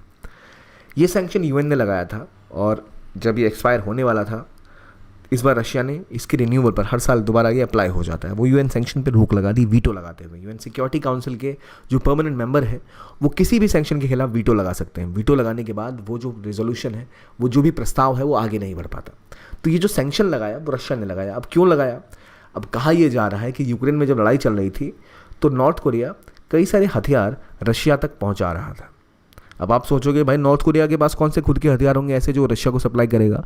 तो ऐसा कहा जाता है कई एजेंसीज के द्वारा कि शायद चाइना जो हथियार है वो अपने नॉर्थ कोरिया को भेजता है, फिर वो स्मगलिंग करके इसको रशिया तक पहुंचाता है। बड़ी अजीब सी बात है, लेकिन यही आरोप साउथ कोरिया और अमेरिका ने लगाए हैं कि नॉर्थ कोरिया वेपन सप्लाई कर रहा है रशिया को, और इसीलिए अब रशिया ने वीटो लगा के सैंक्शन से इसको निजात दिला दी है। नॉर्थ कोरिया की राजधानी का नाम है प्योंगयांग और एक ऐसा देश जो कम्प्लीटली बंद रहता है। हमें पता है कश्मीर एक बहुत ज़्यादा टेंस मिलिट्री वाला इलाका है जहाँ बहुत सारी सेनाएं खड़ी रहती हैं, पर एक और इलाका है जो बहुत ज़्यादा मिलिट्री के द्वारा घेरा हुआ रहता है, वो है DMZ, डीमिलिटराइज जोन के आसपास नॉर्थ कोरिया और साउथ कोरिया के बीच की सीमा, जहाँ पर बहुत ज़्यादा मिलिट्री हमेशा खड़ी रहती है। तो कहाँ पर है? अब देखिए, पहली बात, नॉर्थ कोरिया की राजधानी प्योंगयांग है। यहाँ पर ये देश सिचुएटेड है। ये आपको ऊपर दिख रहा है, ये रहा नॉर्थ कोरिया, नीचे वाला हिस्सा साउथ कोरिया है। यहाँ पर न्यूक्लियर वेपन्स और इनके सैटेलाइट लॉन्च व्हीकल्स लगातार बने रहते हैं। कई सारे ऐसे, आपको पंगयंगरी की बात कर लो, सहाई सैटेलाइट लॉन्च स्टेशन की बात कर लो, तो इसके ऊपर फिर सैंक्शन लगाया गया। और इन दोनों देशों के बीच में बहुत बड़ा विवाद है, नॉर्थ कोरिया और साउथ कोरिया के बीच में। इस पूरे इलाके को हम कहते हैं कोरियन पेनिनसुला। इसके एक तरफ येलो सी है, ठीक है, दूसरी तरफ कह सकते हैं सी ऑफ जापान है, सॉरी। तो इन दोनों के बीच में ये स्थित है। अब जहाँ इनकी सीमा है ये अभी है DMZ, डीमिलिटराइज जोन। अगर आप गौर से देखें तो यहाँ आपको एक और लाइन दिखाई देगी, इसे कहते हैं 38th पैरेलल। तो इनिशियली जब वर्ल्ड वॉर 2 ख़त्म हुआ था, आफ्टर वर्ल्ड वॉर 2, इस इलाके में कब्ज़ा 2 देशों का हुआ था। नॉर्थ कोरिया USSR के कब्ज़े में आ गया था और साउथ कोरिया USA के कब्ज़े में आ गया था। तो इन दोनों ने इसका विभाजन किया था पोस्ट डैम कॉन्फ्रेंस में और डिसाइड किया था कि 38th पैरेलल, ये 38 डिग्री नॉर्थ, ये असल में जो लैटिट्यूड है यहाँ से गुजरता है, इसको कहा था कि भाई ये हमारी सीमा रहेगी नॉर्थ कोरिया साउथ कोरिया की। तो ये USA और USSR के बीच में जब वर्ल्ड वॉर 2 के बाद जब जापान ने सरेंडर किया था तो इधर हो गया था USSR वाला, इधर हो गया था USA वाला। लेकिन बाद में कोरियन वॉर हुई और जहाँ नॉर्थ कोरिया की लड़ाई हुई और नॉर्थ कोरिया ने साउथ कोरिया पर अटैक किया, और अभी वो स्थिति ये है कि अभी जो वर्तमान स्थिति है, जो DMZ है, ये इसकी बाउंड्री है। डीमिलिटराइज जोन जो आपको दिख रहा है ये असल में अभी बाउंड्री है। पहले ये 38 पैरेलल डिसाइड हुआ था पोस्ट डैम कॉन्फ्रेंस में वर्ल्ड वॉर 2 के बाद। उसके बाद कोरियन वॉर होती है और कोरियन वॉर के बाद जब दोबारा सीज फायर होता है तो ये पैरेलल लाइन डिसाइड की जाती है। तो यहाँ अभी डिक्टेटरशिप है, साउथ कोरिया में डेमोक्रेसी है। तो साउथ कोरिया सप्लाई करता है वेपन्स, कहा जा रहा है, इसीलिए रशिया ने इनकी सैंक्शंस के ऊपर वीटो लगा दिया है। तो ये थी बात आज के टॉपिक की। आई होप आपको ये टॉपिक अच्छा लगा हो और आप समझ गए हो सारी चीज़ों को, आप MCQ भी सही कर पा रहे हो। तो ज़रूर इसको देखिए और ऐसे कई और कंटेंट, इसका PDF आपको मिल जाएगा हमारे channel PW Only As official पे। तो आप टेलीग्राम चैनल को ज्वाइन करके ऐसे और कंटेंट को देख सकते हैं, अपनी प्रिपरेशन को एक नई उड़ान दे सकते हैं। आज की वीडियो के लिए इतना ही। देखने के लिए बहुत बहुत धन्यवाद। Keep on watching PW Only IAS।